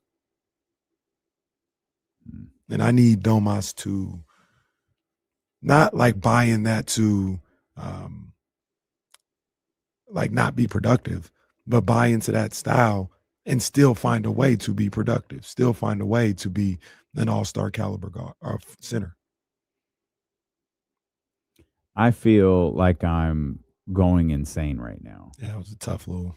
We had a little situation right there. Could have happened. No, not that. Oh. I was looking to see. I might have just learned something. Stand by. Let me look to see. It's a good day when you learn something. Okay, I did. Mikel's middle name is Mikel. Mikel Brown Jr.? No, Christopher Brown Jr. I wanted to see how he was doing at the Golden One Center. 12 minutes, 2 of 6, 7. 6 points. I was going to say 7. But I was like, I can't find Mikel. I'm looking like he's not here, and I was like, Brown Jr., like Christopher Brown Jr. And I clicked on it, and it says Mikel Brown Jr. Like, wait a second. I had no idea his name was Christopher. I didn't know I've that never either. heard anyone refer to him as Christopher. I wonder when they started going by Mikel. I have no clue. I haven't heard anyone refer to him as Christopher. I didn't know that. But on the NBA box score, the running box score that's on NBA.com right now, it says Christopher Brown Jr. Yeah, I would go by Mikel too. It doesn't sound like a basketball player. No, it sounds like an Jr. R&B singer. It very much does. Very much does. I'm not convinced there isn't a Christopher Brown Jr. He's like a cross between Albie Sher, Bobby Brown, Christopher Williams. Yeah, it's a mix of a little bit of everything. We got a corner kick here before we go to the half. Oh yeah, it's gonna be close. We got plus 6 here Fox is at the 40. Yeah, Fox has no clue what's going on. Telemundo, Jesse, why have you been gatekeeping Telemundo this whole time? My fault. Yeah. Got a corner kick here. See if US can capitalize and go into the. I like the blue kit, by the way. That's much better than the stripes. Yeah. They didn't even have a shot. All right. They didn't even have a shot. All right. This definitely feels like a varsity team. They got to regroup, baby. That's all. So aggressive on the offensive end. Look at it. They look a little shook, man. Come on now. Hey, the road was never going to be easy. It was never going to be easy, fellas. Go ahead, get yourself together. Look at the film when you get into the locker room. And then we'll get back at it. If Trump was a real one, he'd have it overturned. This guy. He just plays Stay away. I think nothing good happens when you come around. The result wasn't fair. I called my friend. We overturned it. We actually overturned it. It was the greatest overturner of all time. They're thanking me to this day. It's the greatest overturner. Yes. They're thanking me for my overturn. No one ever thanks me. No one ever thanks me for overturning stuff. You know who put this in? Obama. To come in here and fix it from Biden administration. Barack Hussein Obama. We tried to win the World Cup years ago. That wasn't happening with Hillary around. Nothing ever gets done with her. Could you imagine if the U.S. wins the World Cup under Donald Trump? Oh, my God. Insufferable. Oh, that'd be. Oh. The question is, would you do it? Would you take the trade-off? The U.S. wins the World Cup. But, look, Kenny is dying. Oh, this man. World Cup has Kenny shook. That might be all she wrote. Kenny can't take. If the U.S. manages to win this game, Kenny's not going to make it. I'm lit. He's gonna die at Stadium Swim. I'm jumping in the. It's gonna be because he goes, yeah, I'd do it. I do it. I'm not jumping in the pool if they win on Friday. I'm not even saying it. Well, they got to get to Friday, pal. Yeah, they do. They got to. They will. To Friday. They win it. Then they're gonna have a Darius Acuff second half then, because they're about 1 for 10 here in the first half. 1 for 10. They're going to need to hit yeah, when they get 10 shots. They didn't. I'm referring to Darius Acuff's first half. Yeah, that's right. He's got to have a rookie move. The U.S. team's got to have a strong second half here. Yeah, just get some shots on goal. Jesus. Keep shooting like Darius did, or start shooting. Yeah. This was like the game Kobe went on strike against the Kings, where he's like, "All right, you want Shaq to shoot? I'm not going to shoot." Okay, gonna need y'all to do something here in the second half. either way, we'll be back to recap it all. Tomorrow will be our last day in studio. We're going to head to Las Vegas early Wednesday morning. We'll be doing our show live from Circa at Stadium Swim, thanks to our friends at Elk Grove Kia on Wednesday, Thursday, and Friday. Of course, I say all that. What I mean to say is I hope we're doing our shows from Stadium Swim, because I truly don't even know if they have a power outlet. But they're like, hey, we're ready for this. We're game. Let's turn it up. I'm like, all right, man, we're going to be there. And we'll be there to talk about the Sacramento Kings. Of course, they play tonight at the Golden One Center at 7 o'clock, and we will be back here to recap it all. It is the jump once again. Few more editions of Jesse Tapia and James Ham that begins at 7 a.m. here on Sacramento Sports Leader, ESPN 1320. Vamos USMNT.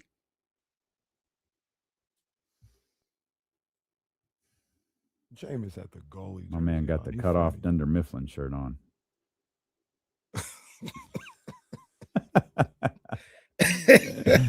He ready to party. Did you see that story that the weather forced those Trump supporters to seek shelter in the African American Museum? I didn't.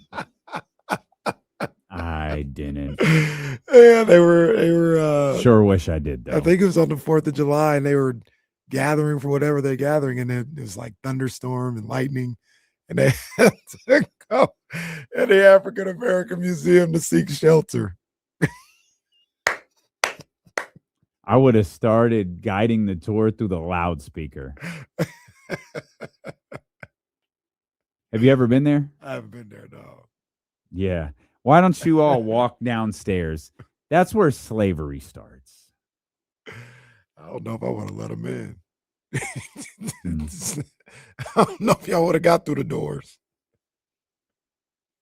All right, y'all, man. Go enjoy the game, and we will see you guys in the morning.